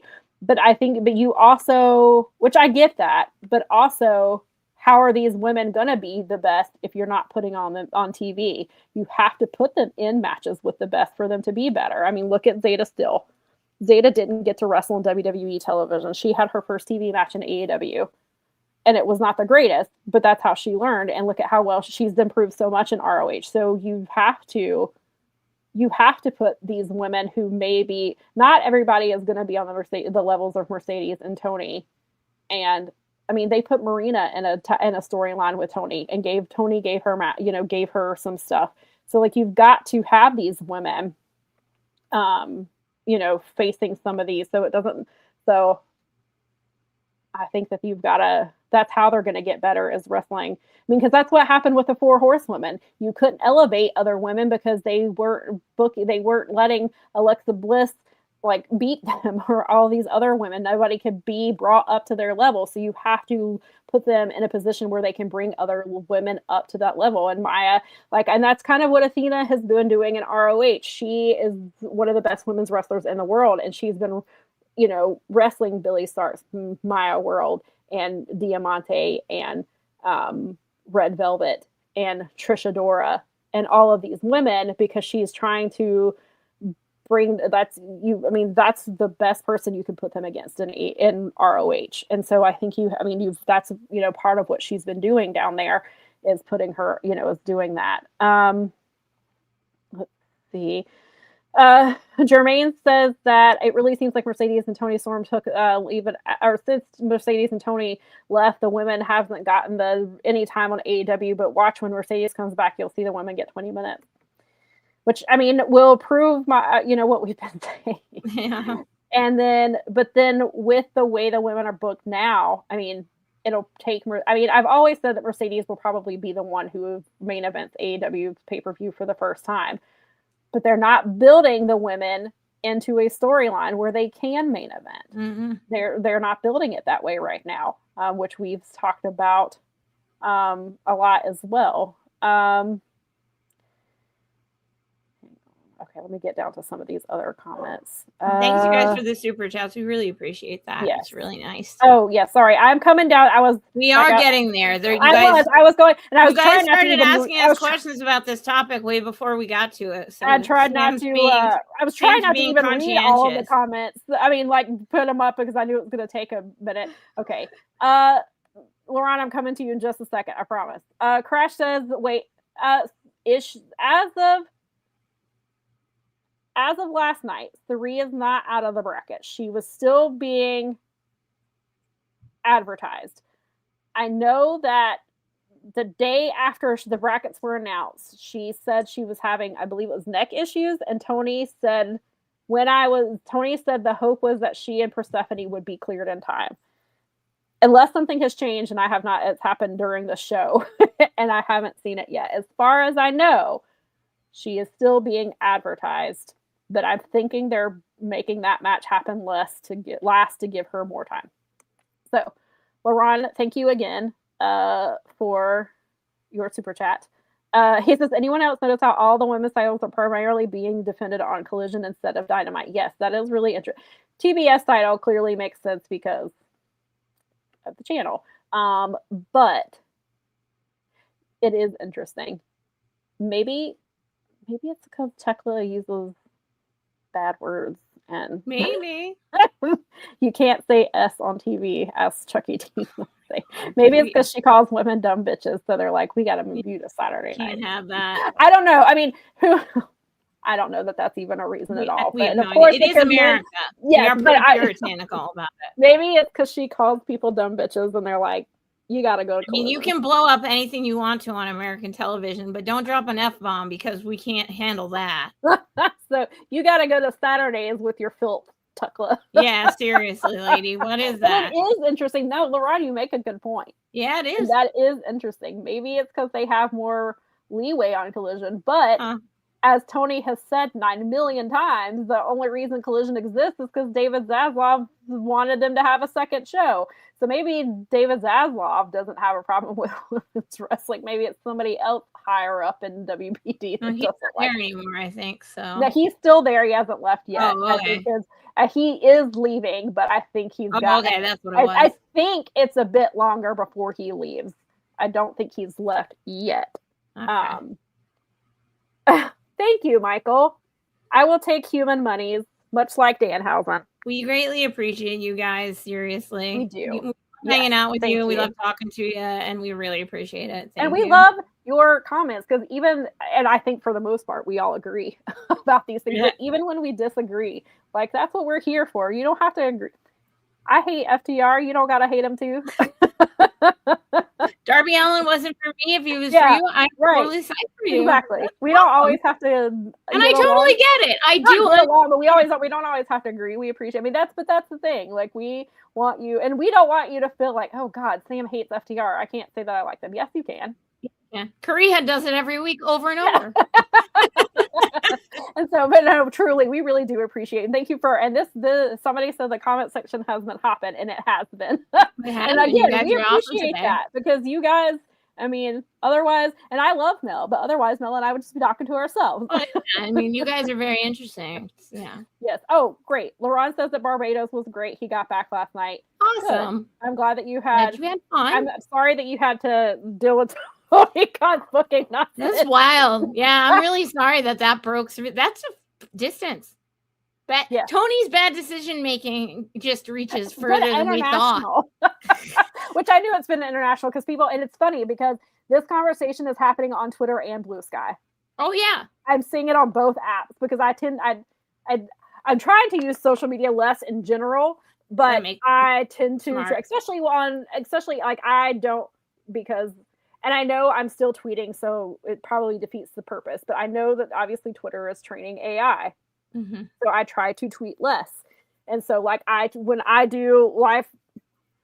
live tweet, live post, whatever, live skeet, whatever you want to call it, I do it when I'm watching Dynamite. It's all on Blue Sky. I do obviously not Collision because I'm covering it. So, but I'm catching. Nikki and I are at the point with Boss J where I need. Also, while I'm thinking about this, so if you're watching Boss J, tell us if there's anything we need to watch for the May 20th and May 21st shows, because we watched all of night 1. Now we're basically just going on vibes and whatever we feel like watching. We're like, okay, we'll watch this Nick Wayne match. Of course, we're going to watch Jun Kasai matches. We've watched most of Kushida's matches, but then we got to the 20th and 21st and we're like, and we did watch, we've been watching some of the Daisuke matches. And then we're just like, Nikki's like, I'm not really interested in any of these. Like, I can hit or miss. And then we were like, Nikki was like, let's ask the chat and ask on Blue Sky if there's any matches from the 20th and the 20th, because clearly we're way behind. It's the 31st now. Right. But if there are any matches that you recommend that you think we need to watch from Boss J, please let us know. You can either let us know here or please come. If you're on Blue Sky, that's where I'm posting about Boss J. That's where it's at. Or that's where I'm at talking about that stuff. Except for ROH, I do keep on Twitter because ROH follows me. And also because I think that Tony looks at the ROH tweets. And so I do keep sadly, ROH. I have more followers on the Twitter than I do I on do the Blue have more Skies. followers on Twitter. And so the engagement number is obviously part of the reason that I continue to use that platform until we can find a suitable alternative. I mean, I'm still there and I'm still active and still I do too. Talking. But if you want my Dynamite thoughts, they're on. I mean, I did do some cross posting before. I guess I could go back and copy and paste what I say. I mean, because I still do that for some things anyway. But yeah, the ROH stuff I tend to keep on. Well, and like if it's a Dynamite, and of course the women's match times.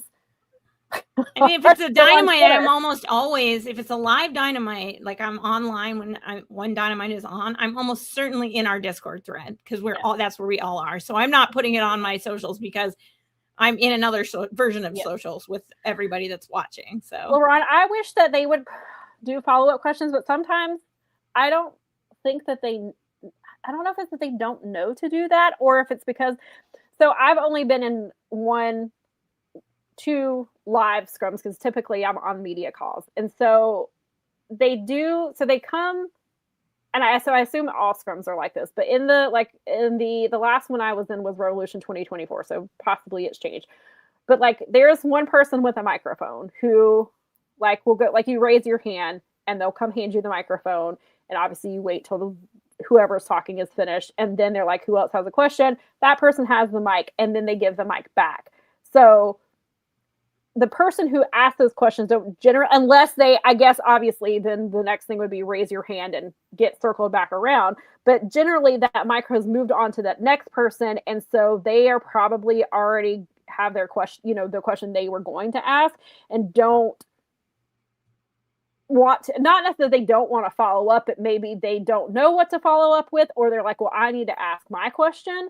So I don't know if that's where some of that comes from, but I also wish that. And sometimes I've also noticed this, that some people in the post scrums apparently don't listen to what's said on the media call because they will repeat questions that were asked on Thursday. Media calls are typically on Thursday. Sometimes they will ask things that I have already asked and gotten an answer to. And I'm like, I literally just asked this 3 days ago and he's given you the exact. So sometimes I'm like, and even if you're not on the media calls, they post, people cover the media call, not just me. Like Sam tweets the whole thing. I do tweet the whole thing. And I'm not saying that to come read my threads, but like Fightful, Wrestle Purist, a lot of these engagement accounts, they tweet the information. So like you can find it, but I've noticed that it seems like more lately, or maybe I'm just noticing it more, that they are not listening. So I don't know if that plays a factor into them not following up is because the microphone has already moved on from them. But I do agree. I wish that there would be more follow-up. And that's the other thing with the media call. Like they unmute us on their end. We ask our question and then we're muted again so that you can't pick up the background. So I can't like, even if I wanted to follow up with my own question, like I can't because they've already muted me and have prepared for whoever is after me. Because they announce so-and-so is here's Sam from Powerbombshells and next will be Sean Ross Sapp with Fightful. Like, so they've already got it like in a queue as well. So that definitely, I think, also plays into it, at least from my perspective, that they do. Laurent says both things can be true. If the rule is one women's match, then put on the best women's match possible each week. Don't just book a match for the sake of booking. That's fair. That's fair. You can still book them as dominant and still have the match in the same with. Yeah, I agree that they should have been doing 10-minute matches. Fernando says, what are they going to do with the Brawling Birds until All In? Well, Alex is still in the ON as of right now. Some people think the wild card is Jamie.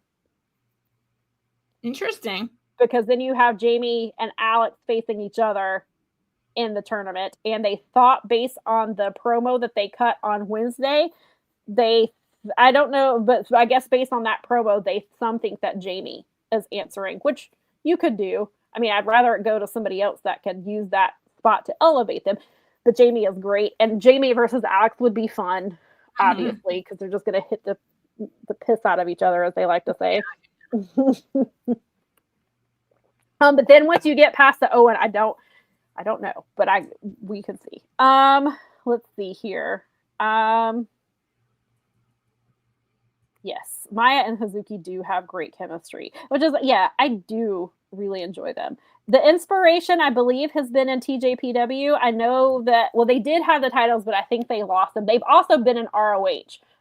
They've been down there a couple of times, and it's actually, ROH is a good fit for them as far as, the wrestling, but also because they film in the smaller arena, and so they can interact with the fans a lot better because it's so small and you can hear things, and they seem to really interact well with the crowd in that way. So I think that ROH is not a bad place for them. And for the people who can't tell them apart now that they're both blonde, they've been wearing their name on their gear.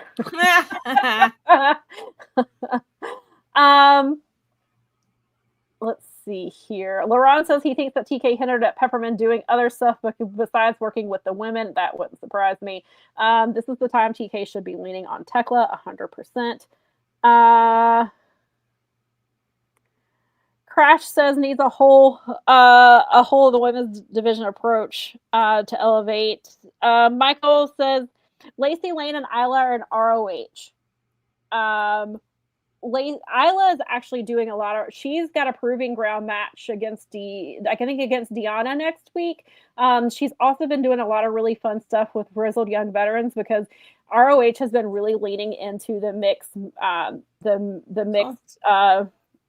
trios matches, which I really enjoy. And Isla wrestles with grizzled young vet, and they're so much fun. They've got a ton of chemistry, so I like her down there. I mean, obviously she'd be a benefit too there. And Lacey, I still have to watch from January to March. I've missed all of those shows because I lost access to ROH, and then I decided to get caught up from April to get caught up to Supercard. So I still have that chunk. So Lacey may have been more active then. I've seen her wrestle a couple of times since then. Oh, she also wrestled on Supercard though, right? I believe she did. Thunder Rosa cut that promo about who was she talking about when she gets back? Was it Willow? Camille, I would find something else to do with because that match she had was not great. They might need to put her in ROH and let her get some reps in down there because that was not good. Laurent says the first Mercedes return promo is going to be epic. I am so ready for it, Laurent. You are not wrong. There. She's going to be great. She's awesome. So good. Laurent said that's his point. They'll let some of these women who can use reps get them in ROH and have them wrestle top women in Dynamite and give other women chances on Collision. He does confirm that Sari is still in it. They're holding off till she is cleared. That's why I think that's the last match.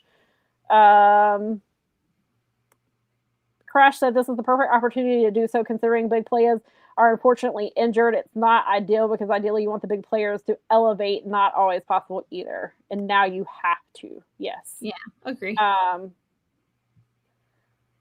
Let's see here. Crash said, Lauren says, does anyone Ron, you don't know how many times I have said this the last few days. Okay, so Laurent says, does anyone know how Paramount feels about women's wrestling? That could be good to know before the acquisition is complete. I think I even said, I know I've thought this, but I think I even said to Nikki, I hope somebody in Paramount who's going to be involved in AEW likes women's wrestling so that we can have more than one women's match on Dynamite. So you and I are right there on the same page. I mean, it's a kind of fair question. I wonder, because I was like, if it is true that Warner Brothers is a lot of the reason that the women's division is being held back, not the only reason clearly, but if they are a large part of it, does somebody at Paramount like? Hopefully someone at Paramount doesn't feel the same way. Yikes. Thank you, Fernando. Thank you.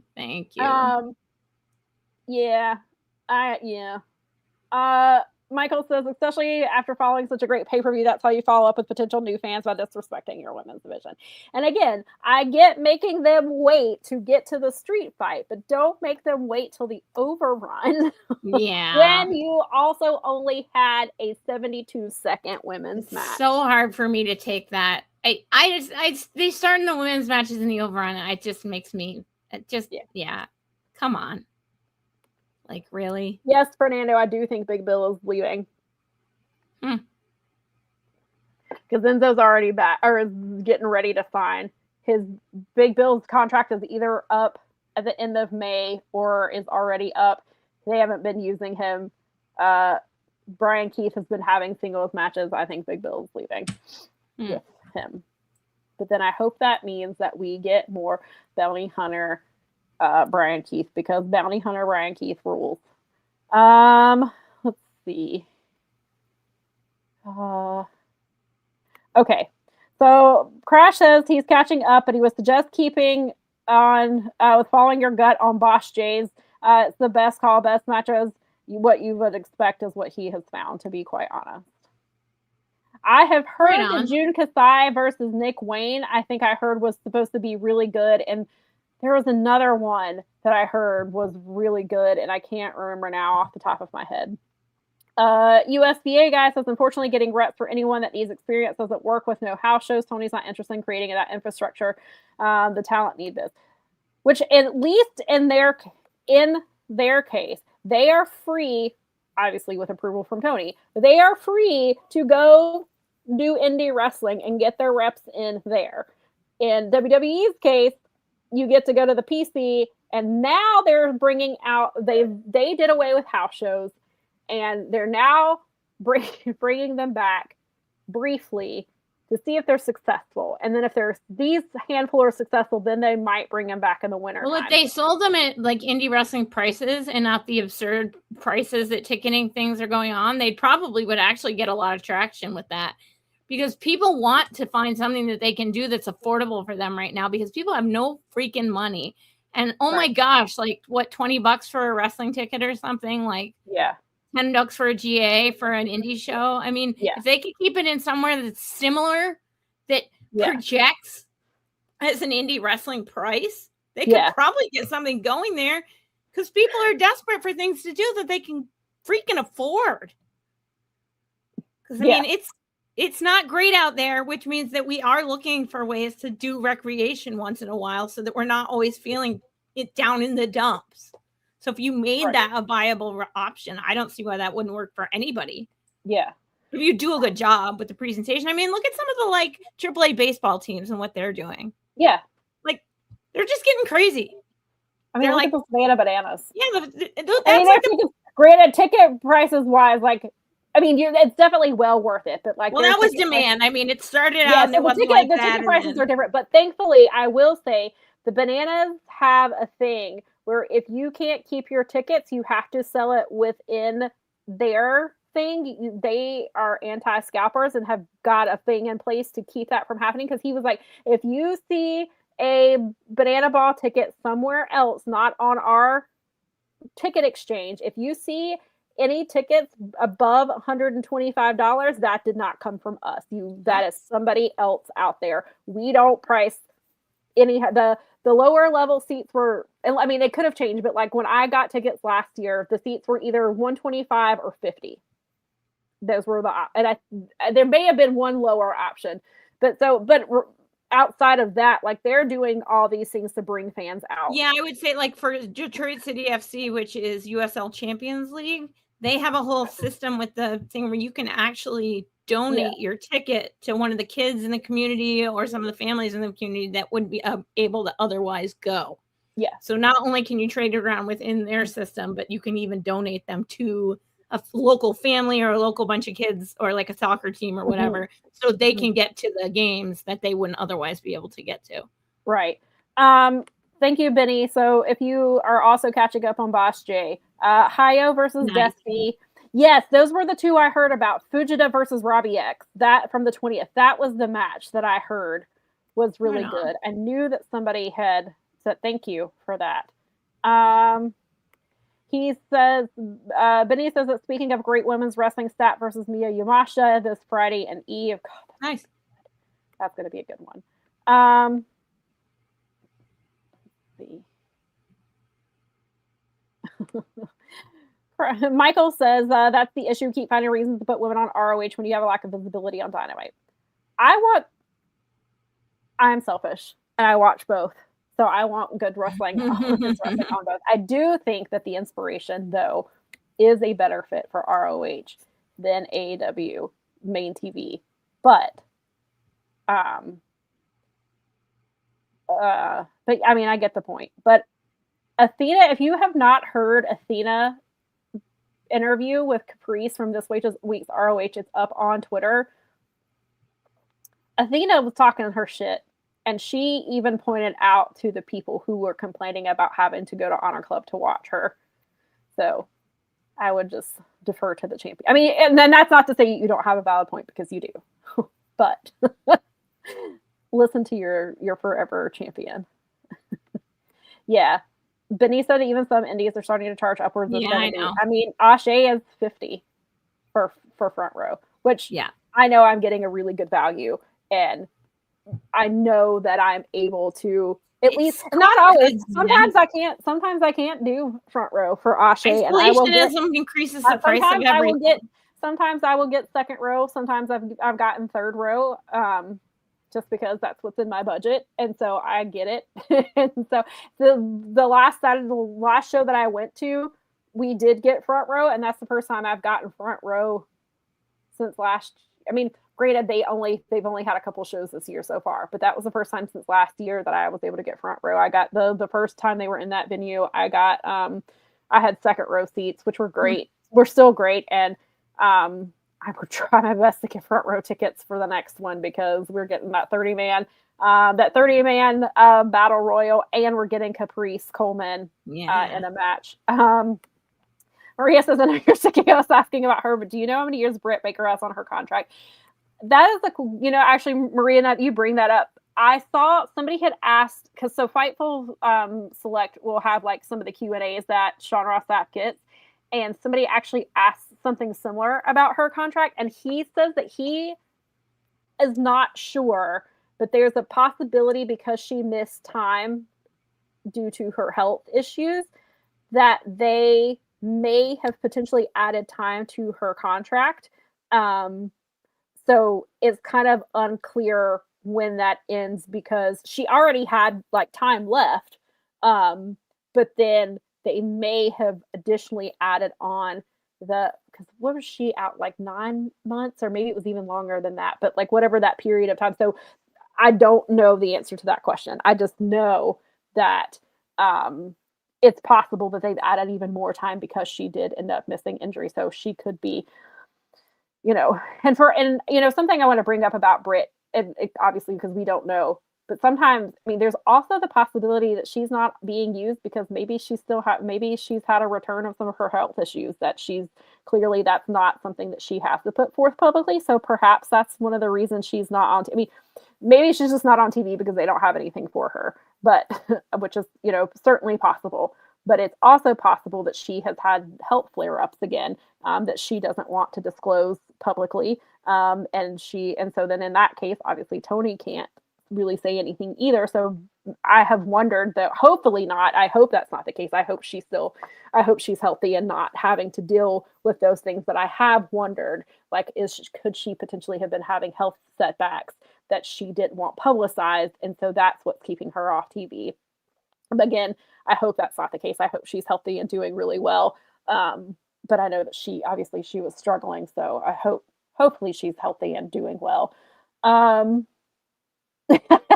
Nikki said that Darius told us he got some good gets for the battle royal, and I trust him on that. I do too.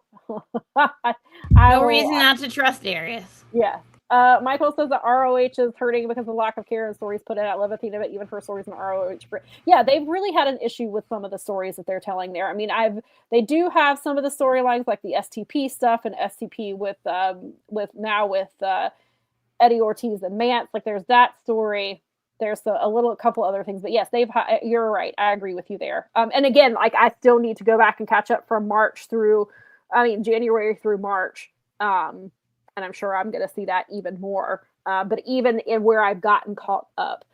And so before we still have one more thing to talk about because this conversation ended up, which is great. We're glad that you're here. The TBS Championship. Jermaine asked us about that way back early in the chat. So we found out, so that was another issue from Wednesday. Tony didn't address the TBS Championship in those 3 hours.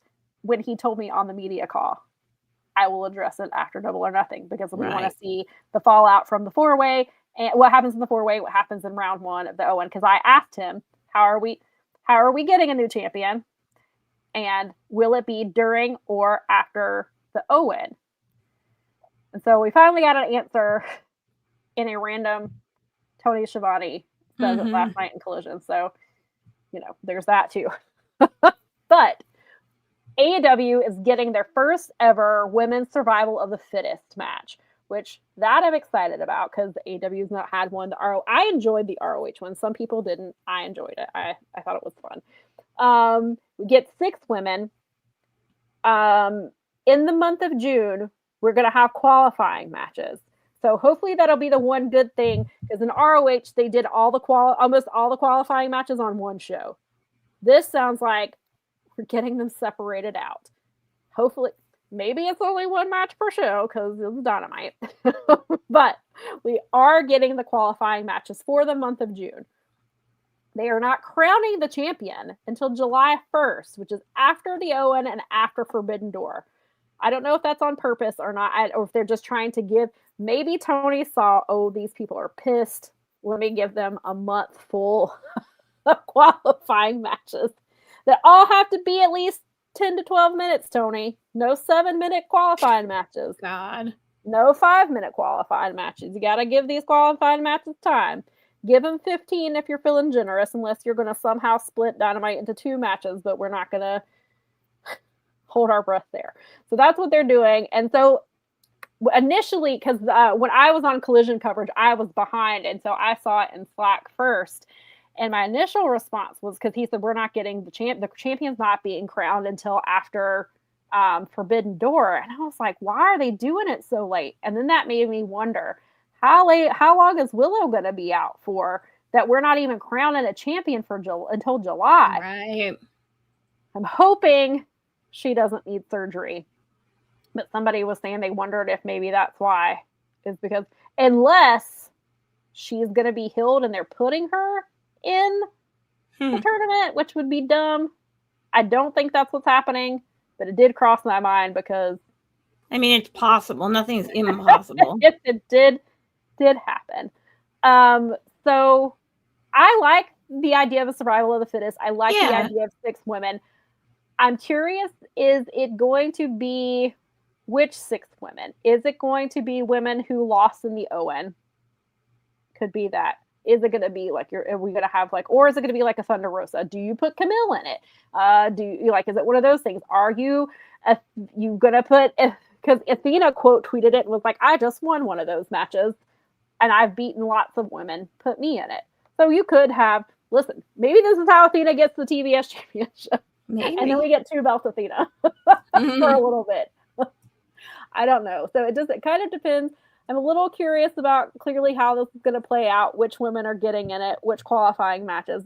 So, but I do like a survival of the fittest. I think it could be fun, just because it's something different. I'm glad that they're not just making it a 4-way and that same. I'm glad they're actually making them do something for it as opposed to and something new. I was like, oh God, here we go. They're going to do some stupid 4-way or a 5-way or a 6-man or an 8-man for the thing, or they're going to do something silly and do a bunch of qualifiers to qualify to get it. And then I was like, okay, that's fine. I can handle that. This should be cool. They have a real chance to shine and do something fun with it. Yes, I'm hoping, and hopefully they get some time. That'd be nice. Of course. So Crash said he's looking forward to it, but it might lose some of its sheen. Maybe if it runs parallel with the ON, will they wait? No, the winner will be crowned July 1st on that Dynamite that's in San Diego. So it is the Dynamite they announced it after Forbidden Door. Right. So all of June they will be doing qualifying matches. So that's why I wonder if some of the women who lose in the ON will be in the qualifying matches. Not necessarily that they're in survival of the fittest, but maybe they're in a qualifying matches. Perhaps. Maybe they pull up some women from, I know we don't like it, but maybe they pull up some women from ROH here too. Especially because they just did a survival of the fittest match in ROH where you had Athena, clearly she retained, Billy, Maya, Yuka, Trisha Dora, and Maya World, and Zeta still, because Zeta took Persephone's spot because Persephone was supposed to be in the match. She was injured, so they did a qualifying match between Hyon and Zeta won and was in that match. So could be that they do it. No problem, Crash. So we'll get it's May 31st. We'll get a TBS champion on July 1st. But maybe, and so then I wondered, are they putting Mercedes in that? But then again, that goes against everything of like, well, if you're already holding her off to do whatever her story is, because then you could have Mercedes feud, because you could have her feud with whoever the current TBS champion is, because that is the last, because that's the last thing she lost at AEW. That was the last time we saw her. She lost to Willow on New Year's Eve, and she's been gone ever since. So you could have her come back at, sometime in this point, because it would be hard to imagine Forbidden Door without Mercedes, but they could. And I assume she'll be on All In. So you could do Mercedes, do whatever she's coming back to do, her crash outs or whatever, and then have her challenge whoever the new TBS champion is. So I would not put her in the survival of the fittest. I'd let her challenge whoever wins it, I think would be the smarter play. But we shall see. But I believe we have finally covered everything. Yay! Thank you for all of you who've been here the entire show. Yeah, if you've seriously, left and come back, if you're listening to this on a replay and have had to take breaks because the show is very long. And thank you again to everybody who has weighed in the comments, even if we did not read them all. We appreciate you talking amongst yourselves or just weighing in and having this conversation with us, because unfortunately, probably won't be the last time we have this conversation. Much like the reason I still time women's matches is because because I have to, because stopwatch women. Sometimes the stopwatch comes in very effectively. That's also true. Crash says that maybe Mercedes could return at Forbidden Door, or Redemption might be better considering the name. And it's in Montreal, which is near Boston. So yes. Thank you guys. Thank you all for being here. We will be back next week with you. Who knows? Knock on wood. We'll see if Tony's still panic booking the women and if they get a 17-minute match. Dynamite. We have a whole bunch of storylines suddenly being built backstage. We get Tekla in the ring, as Michael says, because she hasn't done an in-ring promo in a while. Maybe you get some.